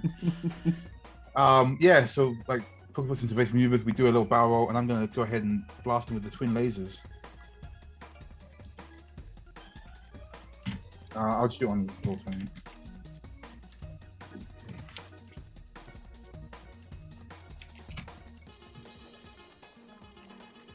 22. Make a attack roll first. Oh, do I do it off my one or off? What's the plus for this? Your ranged attack bonus. Off mine. Cool. Sorry. Oh, bloody. And there's an extra +3 in the pool. Grab it, because it Yes. it needs to be used. Good point. Sorry, just talk about the sheet. Yeah, it's your ranged attack plus your dex mod. I understand it. Yeah, so base attack bonus plus dex equals your ranged attack bonus. Okay, fine. Well, so this one plus. That is 11. Oh wait, no, +3, 15, 14. 14 is still not enough. The lasers. Oh man, it was nearly an 18. It just rolled over.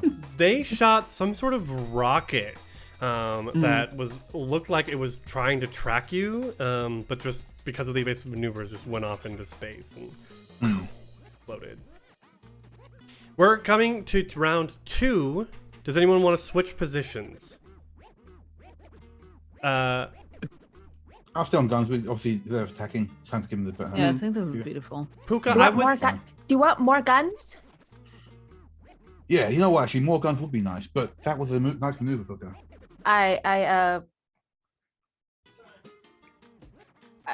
don't know, like I take an old coffee mug and I like prop some levers the way I put it using the coffee mug, and I run over into the next biggest gun, which I guess is the starboard, is the right side. Since we're all on the bridge, I imagine you Yeah. just move into one of the weapons seats that control all of them, and like you decide when it happens. Hopping when you around control each it. seat. Yeah. Yeah.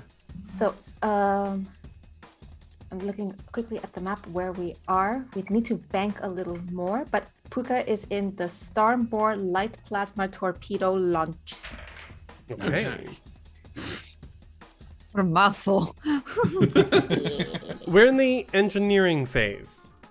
Chrisith, do you want to do anything?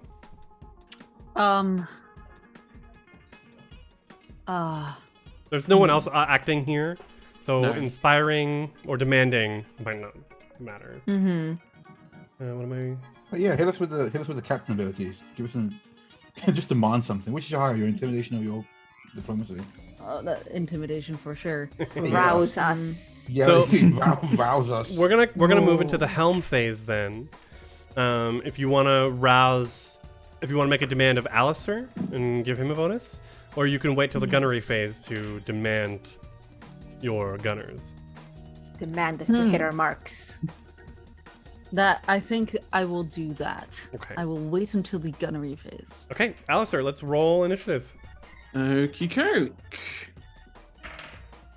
Oh, 15 I hear the music on here. You hear the music? plus there you go. Piloting. Oh, it's this music.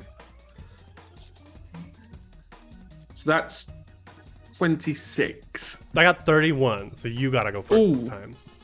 Okay. In that case, so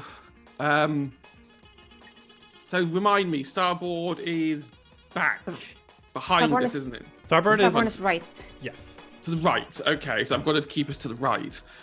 Can move through one hex occupied by an enemy starter without provoking free attack. I think I'm going to try a flyby. It looks risky, but I might not get an opportunity attack.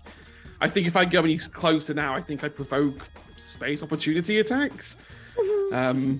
So I'm kind of like, apparently flyby lets me avoid that temporarily.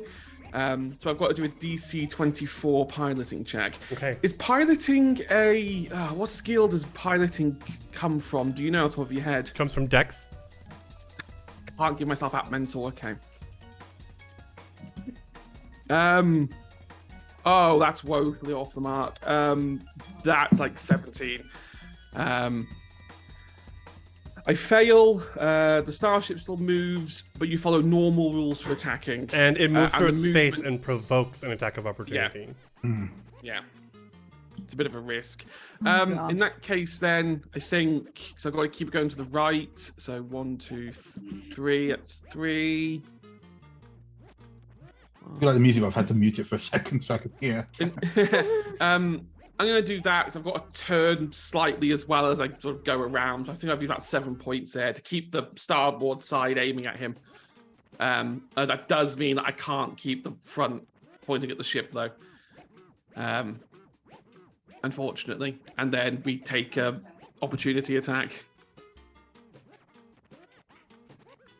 I am going to do a flip and burn. Excuse me? A Flip- what now? You're gonna flip us the A bird? what? Flip What? and burn. I loved Oh watching my The god, Expanse he's flipping us the so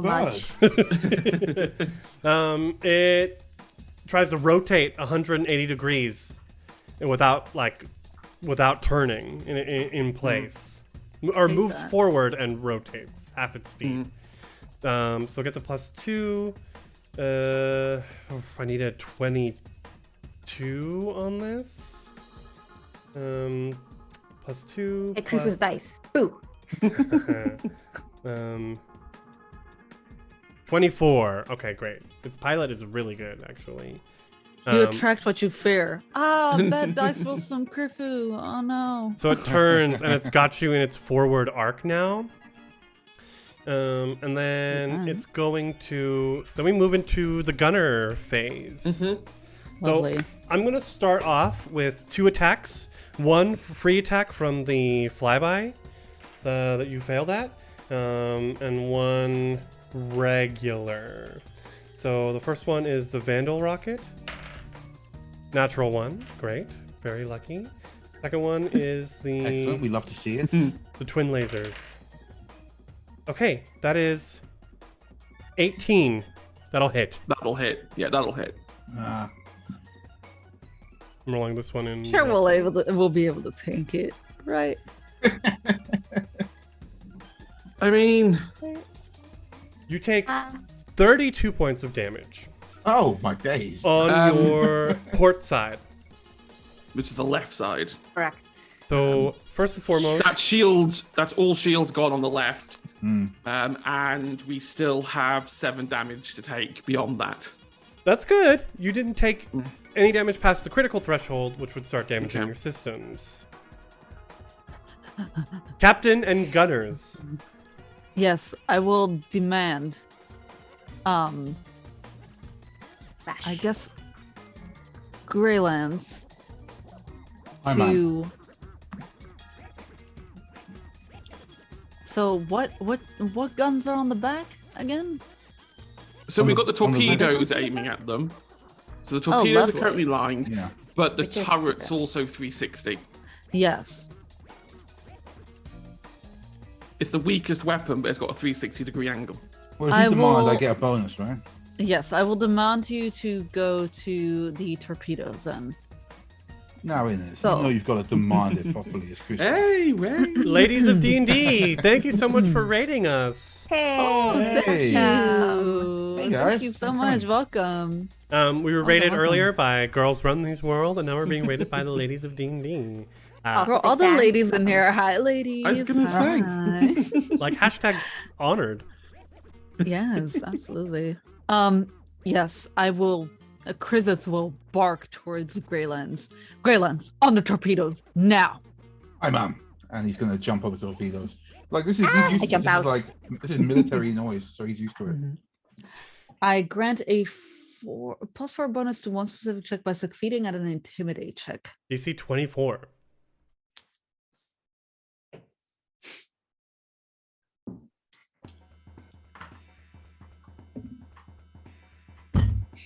Oh.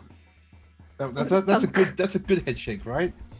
Ah, Good? That's good head shaking? That's a good scream. That's a scream of joy. That's That's the nat 20 scream. 13. Oh, god damn it. 13. Greylands and Puka, 13. the 2+3s have not been used yet. Yep. Cool. Well, I'm gonna fire then. Puka, you were on this when I got here, right? Yeah. Alright, you gonna move to another one? Or do you want to keep taking this? Well, our captain told you, Greylands, to go torpedo, and I was really didn't work as a roll, but yeah, fine, okay. So Grant jumps over, yeah, Puka scooches out, he jumps in. I'm gonna go for the attack.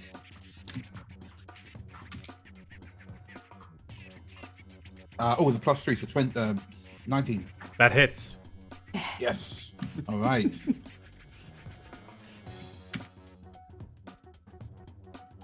That's 19 damage. 19 Oh, wait, damage. sorry, that's the twin lasers. My bad. What's Okay. the back one? Torpedo launchers, right? 3d8. Yeah. Yeah, my bad.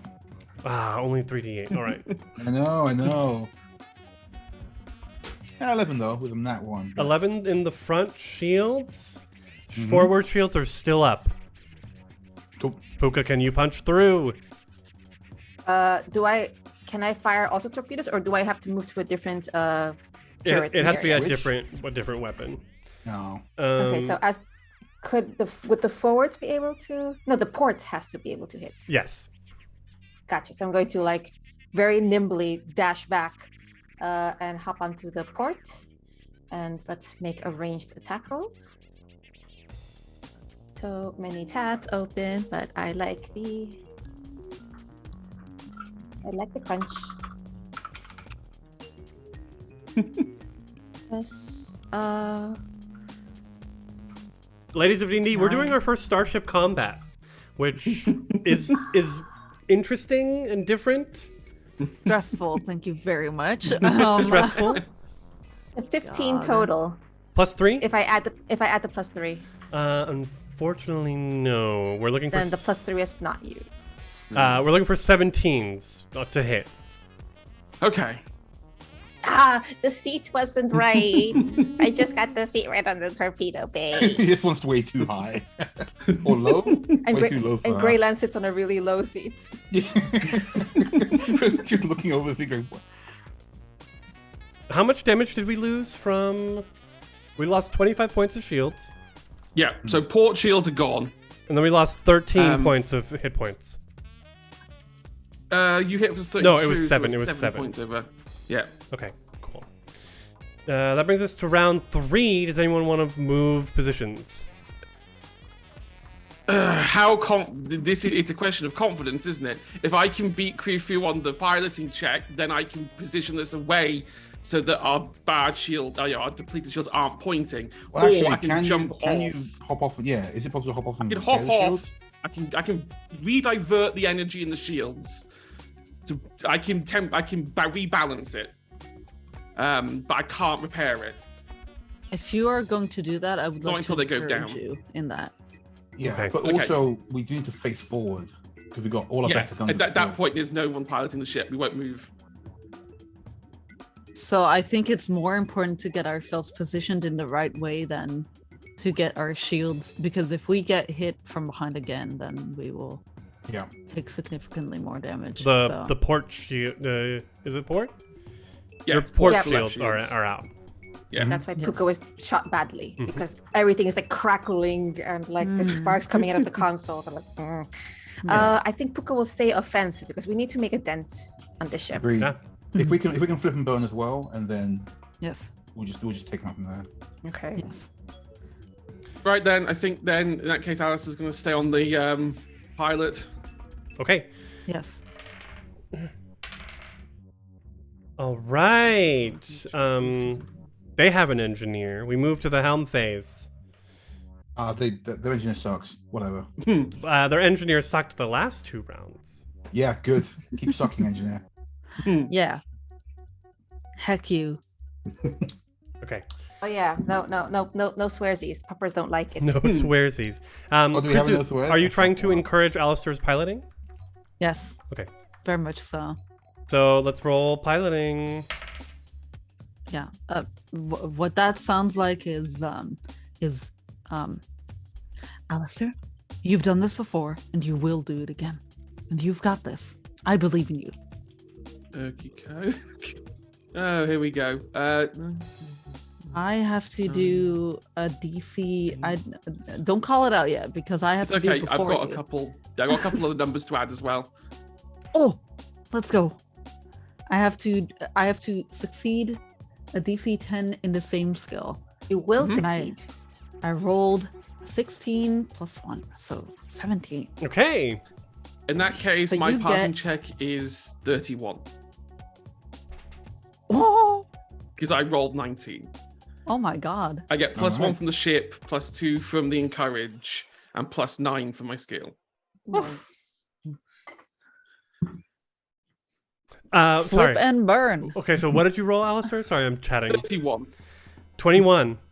30. Oh, I was like, I rolled a 21. So, yeah, 31. No, 31. Okay, so this time Um, I will go first. Yeah, which means I know which way he's facing. I'm gonna do.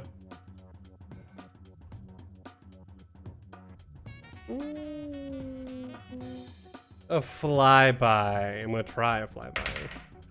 Natural 1. Let's go. Happens. Eat it. 1, 2, 3. Oh wow! I only have 4 points of movement. I'll just put it right there Yikers. in front of you. So it tries to move. It tries to do a flyby, and as it like moves past your ship, you see these tubes like come out from the ship and try to like connect with yours, but like just kind of pull back. Alistair. No touching. No bad touch. Bad touch. I think Alistair isn't going to do anything too risky. He's not even going to try and move. He's just going to do turn in place. So that as this does the flyby, he's just there rotating the ship. So the second that they go in front, they've got the full blasters literally almost at their back. Being like, you can't miss this. You honestly can't miss this.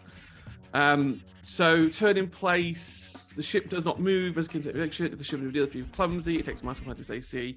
Our ship isn't clumsy, I don't think. No. No, It it's has just to do new 4. normal. Normal. In that case, it takes no penalties. I can just turn it to whichever direction I fancy. And ironically, actually, I don't need to turn it prop much because we're already facing the direction on the map anyway. Okay. So yeah, full frontal straight into its backside. Okay. Hey, let's light it up. Light it Weird line, up. but yeah, good. So, first off, you get a free opportunity attack because it failed its flyby. Yes. So we've got 3 weapons that we can activate from, and you can use any quadrant weapon for the free attack. So One do free both attack of- or one attack Yeah, per gunner? there's not 2 of us. So many tabs. Yeah, I'm also like, I'll take one attack per gunner, but it sounds like an attack per ship. It provokes a free imagine. attack from that starship. Okay. Shoot some torpedoes, Gray, already in there. Oh yeah. Can I demand? Is that because you said that I could chime in at any moment? Once per round. Got it. Uh, Okay. Fair. Okay, so I gotta roll to hit first. Yes. Yeah. Oh, Light it up, Gray. oh 26. That hits. That'll do it. Lighting him up. and he fires for 5d8. 31 damage. Holy fuck. Yeah. Okay. Ah. Is this was the free attack? Yes. So you Yeah. can do it in any quadrant because that happened during the flyby. Oh man, which one was the most damage to them? They haven't taken We any hit damage. the front, didn't we? We hit the front shields, didn't we? Yes, Do we hit the the front front shields shield? were Oh. damaged. Then they're getting in the front. In the I got face. 3 8s. In the face. Wow. Okay. Beautiful. 31, Some pew pew action. 31 minus 9 is 22. Yes. Greylance, roll a 1d100, please. Ooh. Ooh. I got 21. 21. Their sensors are glitching.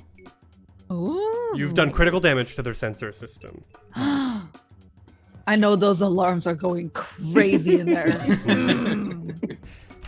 We've got 2 more attacks. But these are both on its port side, aft side now, Yeah. which still has shields. So that means we have to shoot from our front. Yes.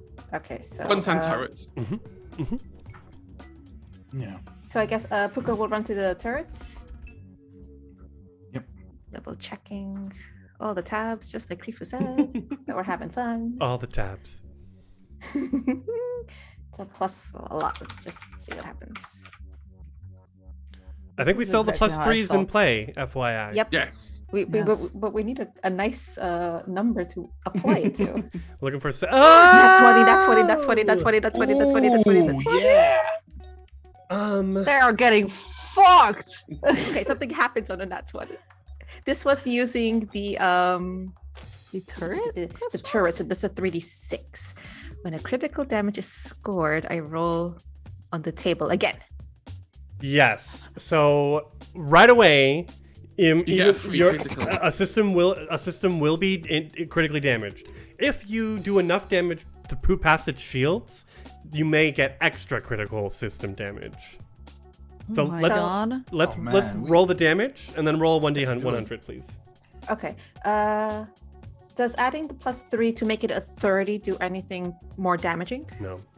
Okay, fair. So that's double damage 66. Come on, good numbers. Oh, 27. Okay. Wow. That is not enough to critically damage it again. But I But still get 1 critical damage. exactly. Roll 1d100, please. I'm playing 83. BDM at the moment.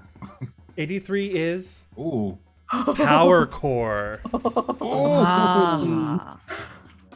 Right away, you can see all the purple, dark, sort of evil, malevolent lights on the ship, like begin like flashing and like sputtering. Because like Rambo yelling at the gunning. Ha! Really sure they're not supposed to do that? Grey Lance! It helps with the Finish pew-pew. them! Are Yeah, their back shields offline? and the back shields are down. Oh, in that case, then full I frontal love fire. my little friend. All right, Grey Lance, plus 3. Absolutely. The 3 plus 9 plus 3. 17. 17 hits exactly. Ooh. Goodness. Gonna go for that 5d8 again, I think. 23 damage. 23. Roll a 1d100, please.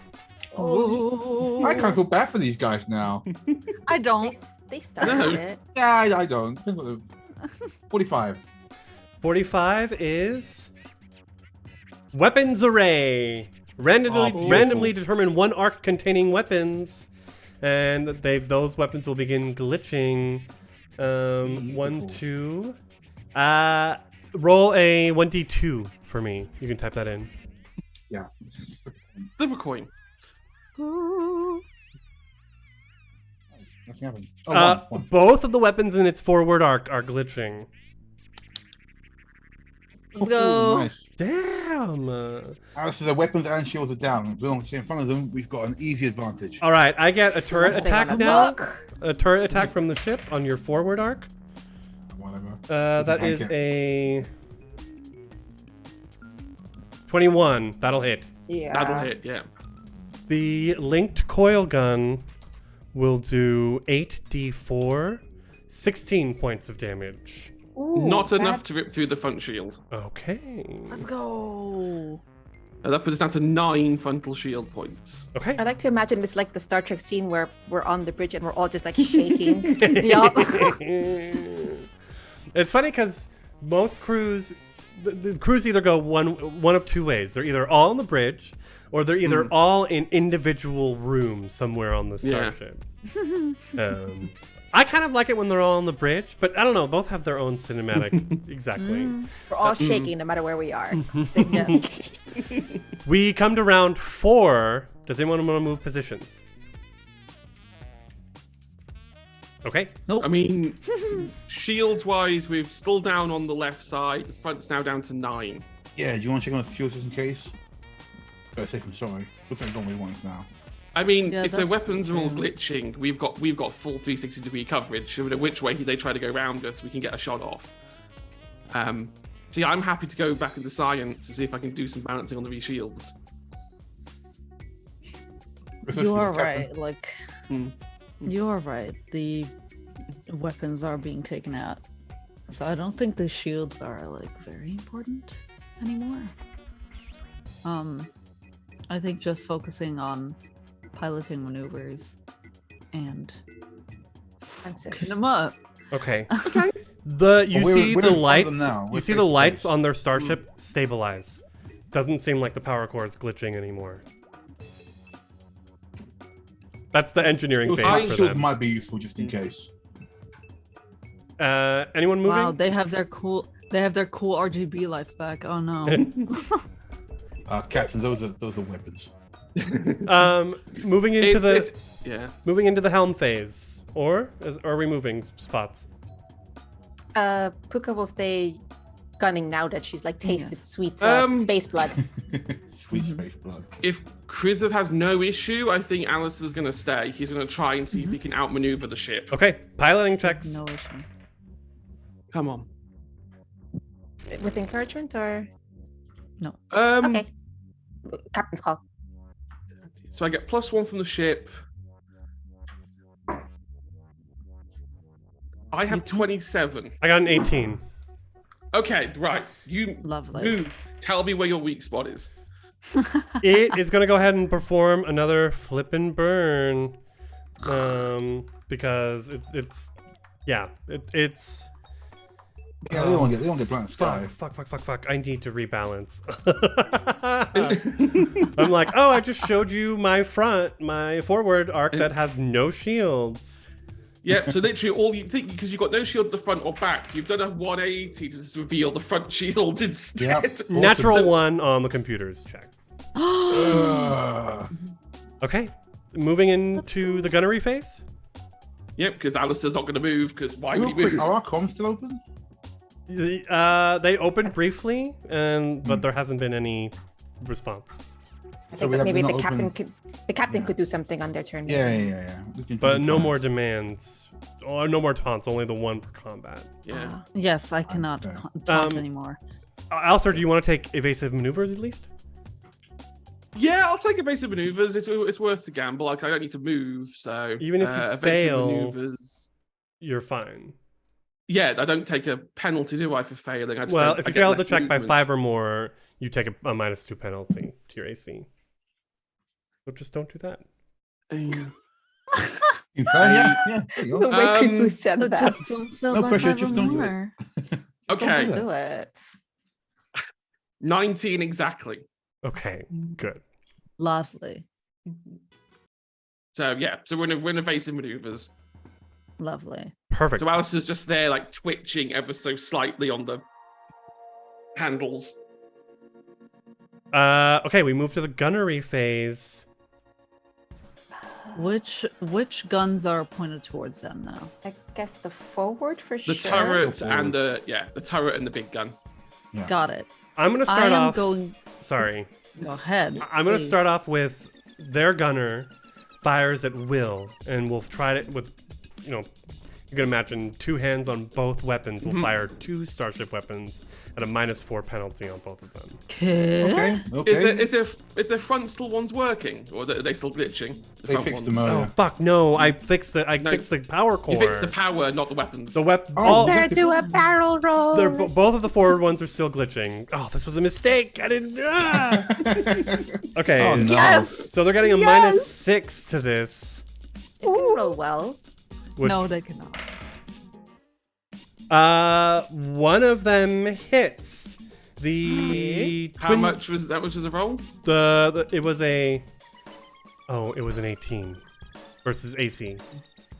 They still hit. Okay. Hang on, how much is it? +2 I add to my AC for evasive maneuvers. Yes. Yeah, no, That it's still hits. 16. They'd still hit. So 25 points into the forward arc. That Everyone takes shakes. us down to 0 at the front, and 14 spear damage. Ouch. I'm so glad I have a little rubber on my notepad. And is that enough hurt. to critically damage your ship? How much do you need to do critical 13.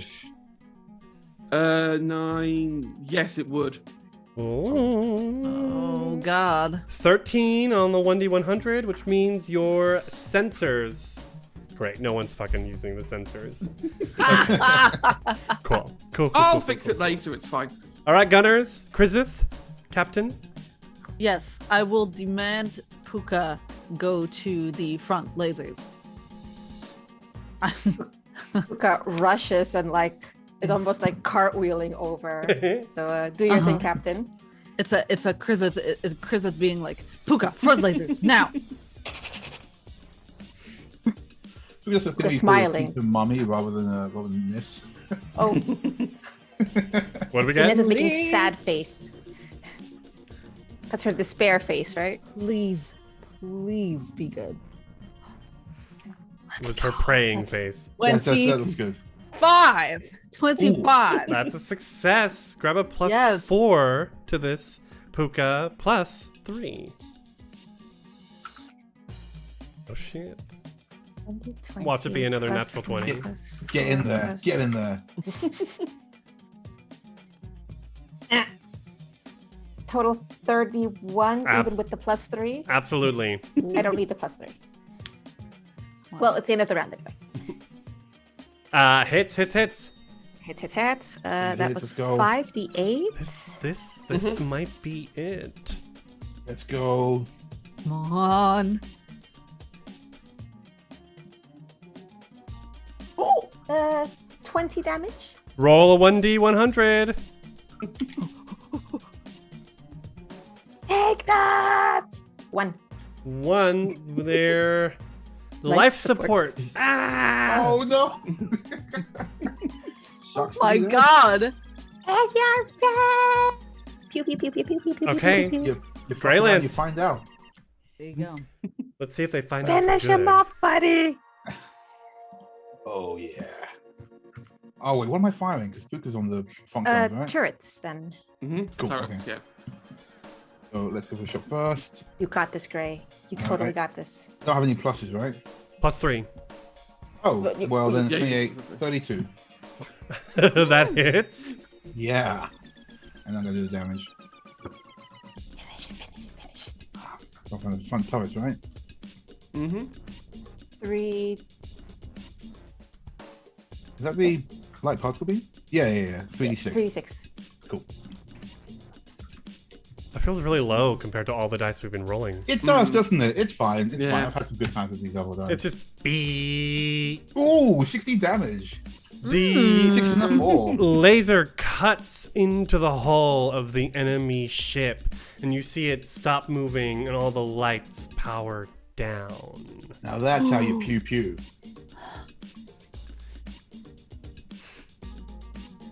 What do you do? Should we open comms again, Captain? Yeah, that's what I was thinking of. I would like to open comms. Yes, sure. Try to, communicate with them. Yeah, they're no threat now. You open comms, And you see again that black screen. And there's like static on the side. And then the light of the screen sort of... Hold on, I need to change the music on this. Ooh, that's scary. That's scary. The light of the Ow. screen changes just enough for you to see the form of a figure. It's weird at first. You sort of expect, despite how large the galaxy is, there are quite a large amount of bipedal humanoid races. Your eyes adjust to the darkness and you see something that looks similar to this. Okay. Oh. Huh. Oh. I hate that. Oh, I hate that so much. Let's show Ooh. the folks at home. You guys are gonna love this. This looks really cool. Oh, this And is not- giving me the Not shivers. terrifying, just cool. It's Like a okay. spider, essentially. Purple. Don't like it. Wearing purple and black armor with cybernetics installed into its big hump. Yeah. And then there's just static on the camera, and then it cuts to full-blown snow as the ship explodes. Huh. So okay. So it was static at first, and then we saw that thing, and then it cuts to snow, and then the ship's gone. Yeah. Yeah. Yeah. Wow. Explode, Okay. explode, I guess, yeah. Awesome. But our ship is like pretty dinged up, and that's very Yeah. generous to say, I think. Yes. Very generous to say, yes. Looks like we should maybe land and try Start some repairing? repairs. Yeah. Yeah. What Absolutely. are we able to check the debris field? Is there a space black box? Are we? Make a computer's check, Alistair, as you scan the debris. Good job, Captain. Good job, Gray. That Good job, Alistair. is... Yeah, Yeah. nice work, Okay. Wally. Came out nicely. Well done. Oh, Pegasus, I'm sorry I wasn't so nice to you. In first, I literally pat the floor of the ship. I like you now. You do good. 34 computers. As you're scanning, this thing is in fine pieces.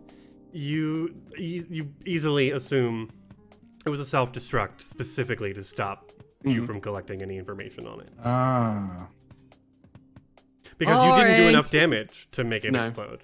Yeah. You do like So you whatever- do like twice amount of hit points that it has to make Yeah. it to really destroy it. Whatever was on the Anyone ship asked, couldn't we Oh, get bugger. destroyed it. Yeah. We blew it up.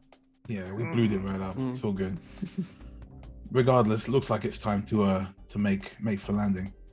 Yes. Brrr. Oh, God. Brrr. Cooker, you have got to change those later. I really. No, but now we Seriously. really know that's an incoming communication. You could just say incoming communication. I've been on ships that do that. No. We've both been on ships that do that. It just says incoming communication. Brrr. Okay, you know what? Put it on screen. No. Yeah. The four of you all see the face of Dr. Monsilkis, the Verthani woman, and she says, Starfinders! What? Our scanners detected combat. What happened? Please, if your ship's injured, come down. Our engineers will gladly offer any repairs you may need. Yes, so It's- we'll come down immediately. Is the tone of Mon's voice concerned about our well-being, Well, she or certainly says a tune, concerned yeah. that we weren't destroyed? Make a sense motive. Oh.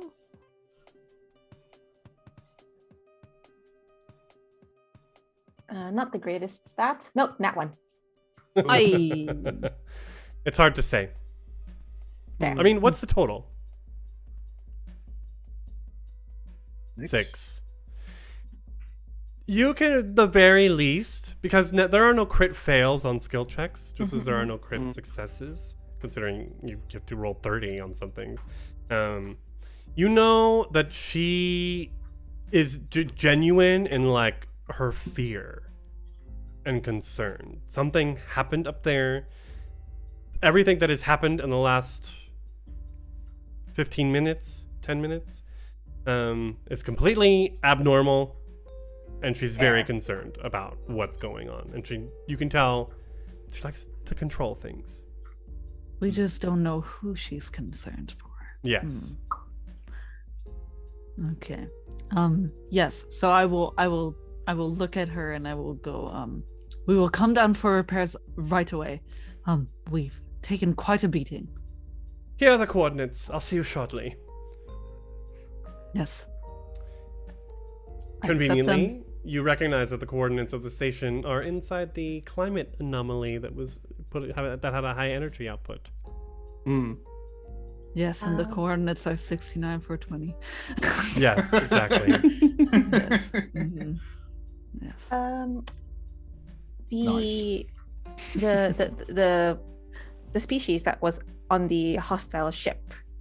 While we're making our way over, do we know this species? Oh yeah. Can we do like a lifestyle study to try and figure it out?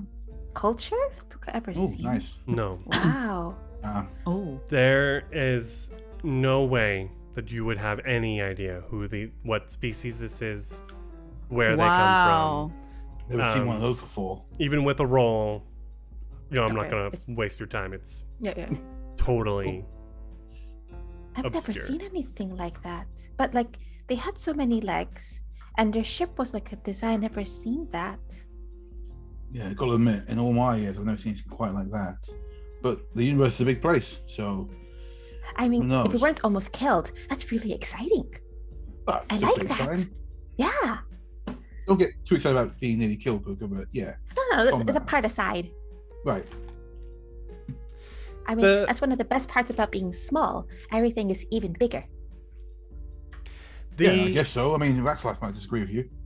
The camera sideswipes at this point as we see churning gray clouds of Icefront's outer atmosphere, giving way to a wooded area blanketed with snow. It looks like the planet's surface is primarily untouched by civilization, save for a small complex of artificial structures. A landing pad, greenhouses, satellite towers, rows of irrigated crop fields, temporary shelters, external generators, and biodomes. You can see a tall scaffold tower sprouting from a walled enclosure far from the other buildings, its length regularly pulsing with blue light. As you land and begin exiting the Pegasus, a team of winter-born Riforian technicians approach. So you can see these Riforian men and women are have like light blue fur. As they're approaching, in sort of winter gear, of course. And then there are three figures who are coming with them. Dr. Monsilkis, who is just shy of 8 feet tall. Ooh. The Verthani aren't large, but they are tall and lanky people. Mm-hmm. Yeah, she's Cool. tall. She's about as tall as Greylon, a little bit short actually. You see, of course, her skin is laced with cybernetic augmentations designed to insulate the heat. And then there are two other people. A short, winter-born Riforian, a male, who, sorry. He's wearing a suit of armor that appears to be a technological masterpiece of its own, and he's kind of like frowning as we approach. And a towering dragonkin woman next to him with white scales whose sharp features naturally form a perpetual scowl mimicking his. Krizith, which one of these two people do you know from your past? Ooh. Which one is your ex? I will say... I think I know the dragonkin. Okay. Her name is Farvenzi. Farvenzi. Farvenzi. Lovely. How do you know her? I think that she was my best friend in the garrison Until? until I was called away to do different business for the Starfinders. And she didn't like that much because she thought I was thinking too high of myself, you know? Also, you're not good enough, you're like too good for us now. So you're leaving me. I see. Understandable. Okay. I think that's, and because it's so, we became best friends because she has white skills, I have black skills. We're kind of fire and ice, you know? Yeah. So do we step out of the ship here? Mm-hmm. So I have my cloak on. It is like very, very insulated and stuff. And I turn to my group. I go, the cold air feels wonderful.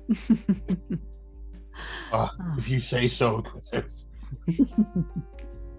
I was born in winter, you know, even though my yeah. scales say otherwise. Starfinders. Monsilkus approaches graciously. We've already met, but it's nice to see you in the flesh. Once again, I'm Dr. Monsilkus. Welcome to the Winter Harvest, or the Icefront Research Station, sponsored by Winter Harvest. Please meet, she gestures to the Riforian man, Spinjack, our lead technician, and head of facilities, and our head of security, Farvenzi. They both nod, and Farvenzi sort of like looks at all of you and then stops on Krizith and cocks her head.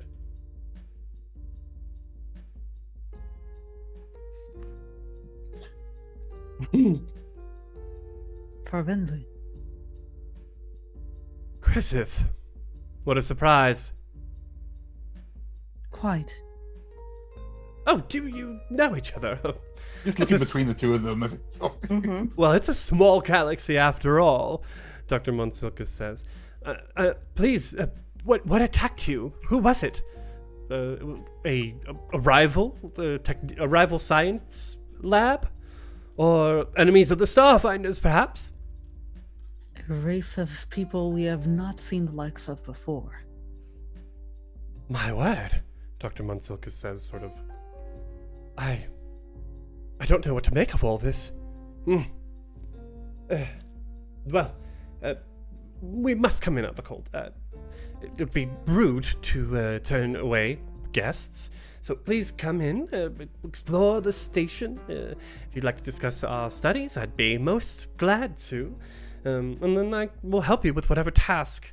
You said you were looking for something related to the Scoured Stars. Are there people from the planet's natives here? I'd like to learn and talk to them too. She and Spinjack and Farvenzi all look at each other, and she like smiles and shakes her head. No, after an initial assessment of their technology, we determined that they would be of no help to us in our studies. Puka keeps smiling, but you see that little like tense in her forehead of like The little like Kill Bill music. While we're walking in, I like bend down to the ground and pick up like a tiny snowball, and I throw it at Puka. Can I try to catch it? No, I'm like throwing it like upper hand, like I'm trying to like pelt you with it. But you can try to catch it. Or can I It's like try a to launch subtle at it? thing, but it's like, no, you're just gonna hit it in the face with You could try to catch it. Why not? Or can I try to evade it? Just to be cool. I recognize this is playful. I think. Is that acrobatics? Is that a? I guess it would be an AC? attack roll, essentially, because if you want to make Oh, for me? if you want to my make a God. ranged attack roll, yeah, Yeah, Oh my unarmed- God. unarmed Yes, I ranged do. attack. against Puka's KAC. Do it. What's like the ranged attack like? Use plus? your singing weapon. Oh, you're right. It says +9. Oh my god, she's gonna kill Pook with a snowball. No. Not killer. Not killer. Oh my god, nat 20. What you get, girl? Okay, that's 11 plus 9, so 20 in total. KAC is 22 for me. Oh! So I see it coming and I kind of like barrel flip out of the way. I land and I cock my head at Krisus like,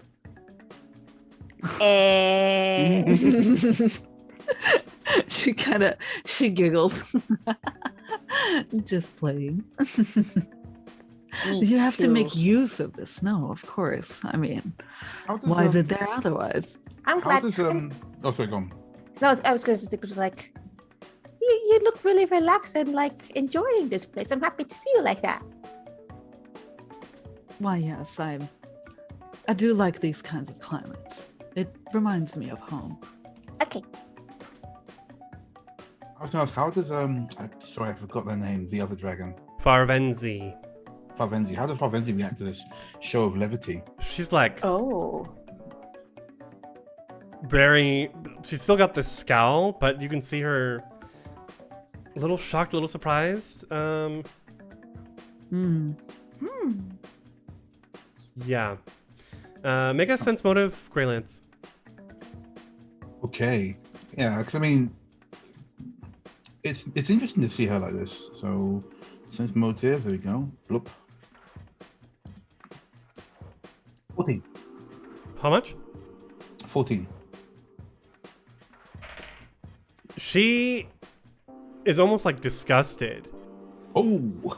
She looks over at Spinjack, who looks at her. Greylance, something, the back of the fur on the nape of your neck sort of stands up as you catch their glance. Make a culture check, Greylance. Nice. Anyone? You have worked with the Rhyphorian and Dragonkin pairs before. They're not uncommon, especially because there's a very powerful Rhyphorian militia on Triaxis. You would guess these two are bonded and are life mates. Dragon Riders. Yes. Yeah. And that they're speaking telepathically. Oh my god. Yep. I forgot that I should do that to someone. I mean, it's a big thing to jump into. You don't have to, you're young. You've got time to think about this type of a bonding pair. Well, enough of all this. If you'd all please come this way. I don't suppose any of you are scientists, Dr. Monsilka says. Well, no, look back at Alistair. I mean, scientist isn't really the correct word, but yeah, I know things. He knows science. That makes him a Yeah, he's scientist. got some science knowing, yeah. Don't be shy, Alistair. He does the science good. Yeah, biotechnics isn't really my forte. I have more engineering and computers, but Well, You know. we're primarily researching agricultural development here for a non-profit called Winter Harvest. We've had some large success. If you're interested, we've got greenhouses, housing. You can check out the housing, our laboratories where we do animal research. And then there's the scaffold tower, and she points off to the big thing on the edge of the compound. That, of course, is our climate manipulation device that affords us some control over the station's weather. It's quite useful for managing climate-sensitive experiments. okay, I suppose I can take a look around if you don't mind me having a poke around. I won't touch anything. Of course, she smiles. But Greylance, you see Spinjack and Farvenzi like look at each other with like a Yeah. oh, not good. God. Yeah, I've worked with others before. I don't have any way of talking telepathically to anybody, but Yet. yeah. Regardless, though, can I hang back a bit, maybe, to like talk to Christoph, or yeah, cool. I start to walk a little bit slower, and as I'm walking slow, I like tap Christoph on the arm to hang back with me as well. I look immediately and I I see what Greylance is doing, and I'm Yeah. slowing my roll. I'm going to use Alistair's conversation about his science abilities to distract him, or to cause distraction whilst I says, Griffith, how well do you know that that dragonkin? A little too well. Maybe not well enough. There's something going on here. No. I can't be sure, but I'm pretty certain those two are telepathically talking. And they don't seem to like the idea of Alistair having a peek around the facility. Might be a job to keep an eye on him as well. Make sure nothing happens to him, if you know what I mean. Oh, yes. Well, I know they are communicating telepathically. It is a thing that a dragon can do, which, now that you mention it, might not be a bad idea. We can use every advice we can get out here. Just keep an eye on your friend, all right? I before you start you end the conversation, I think Krizith takes your arm and she goes, Greylance, how would you like it to platonically create a bond together? It would be big eyebrows, so they go pretty high. It would mean that we would be able to communicate telepathically, and I could give you some advantages. Right. Look, no offense. What exactly does that entail? I like you. I don't know if I'm not ready for anything like that. No, please, Greylance, purely platonic. Right. We are okay. partners in crime. That is what we are. Oh, I like that. Partners in crime, you say? Until Maybe death not do you crime. part. No, I'm enjoying it now. Yeah, partners in crime. That's I like the sound of that. Maybe not crime, but That's Puka.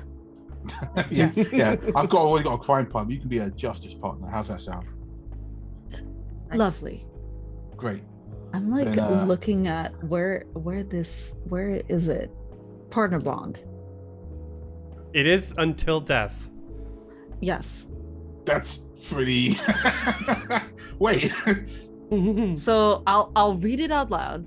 A dragonkin can form a permanent bond with one willing non-dragonkin creature.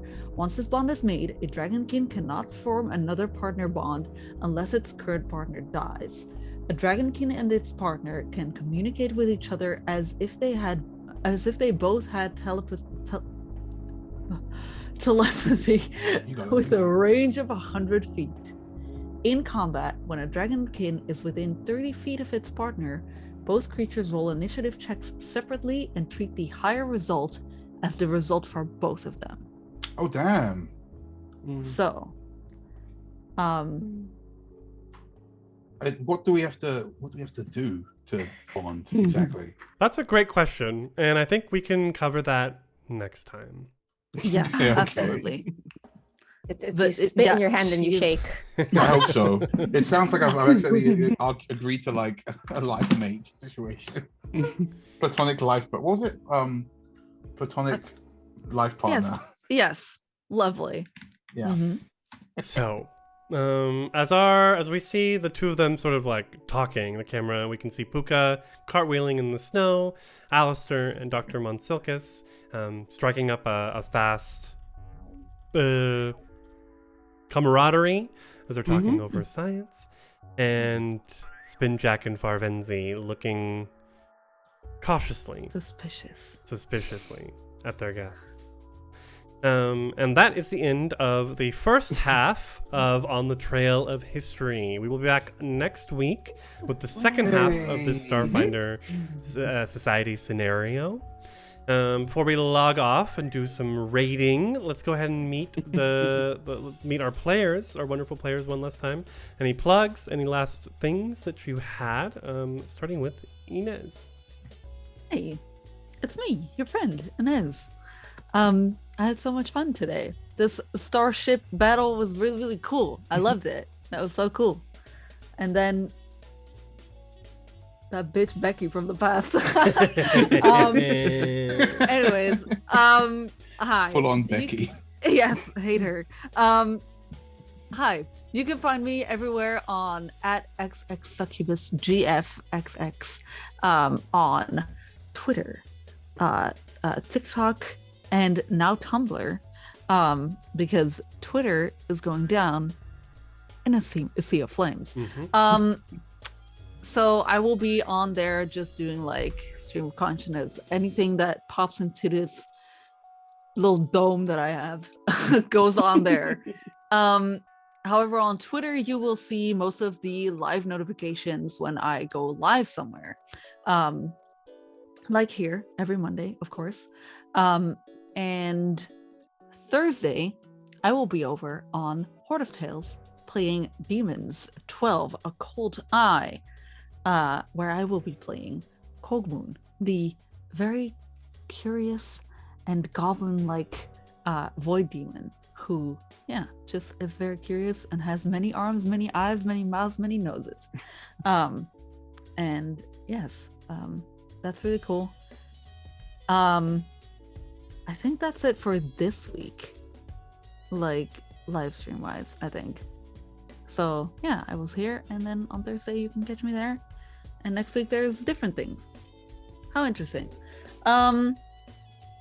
That's it, I think. Yeah, thank you. I love you. How interesting. Pan.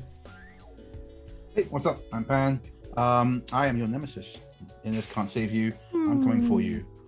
But you can find me on Twitter, Pillarfort, Mastodon, what else is there? Tumblr, the other ones that keep popping up now that Twitter is embroiled in, as we say, a sea of flames.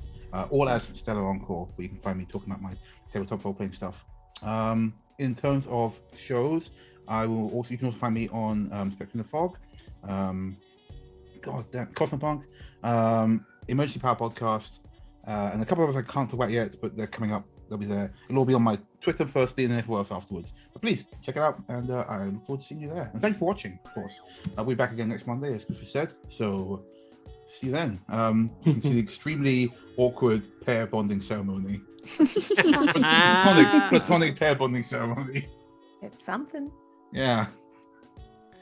Hedgehog. Hey, I'm Hedgehog.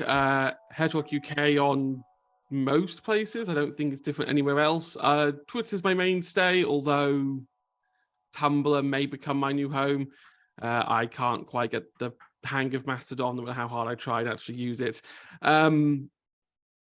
In terms of things coming up, this Thursday and next Thursday in the evening are the last episodes of Paradise City, which should be dramatic.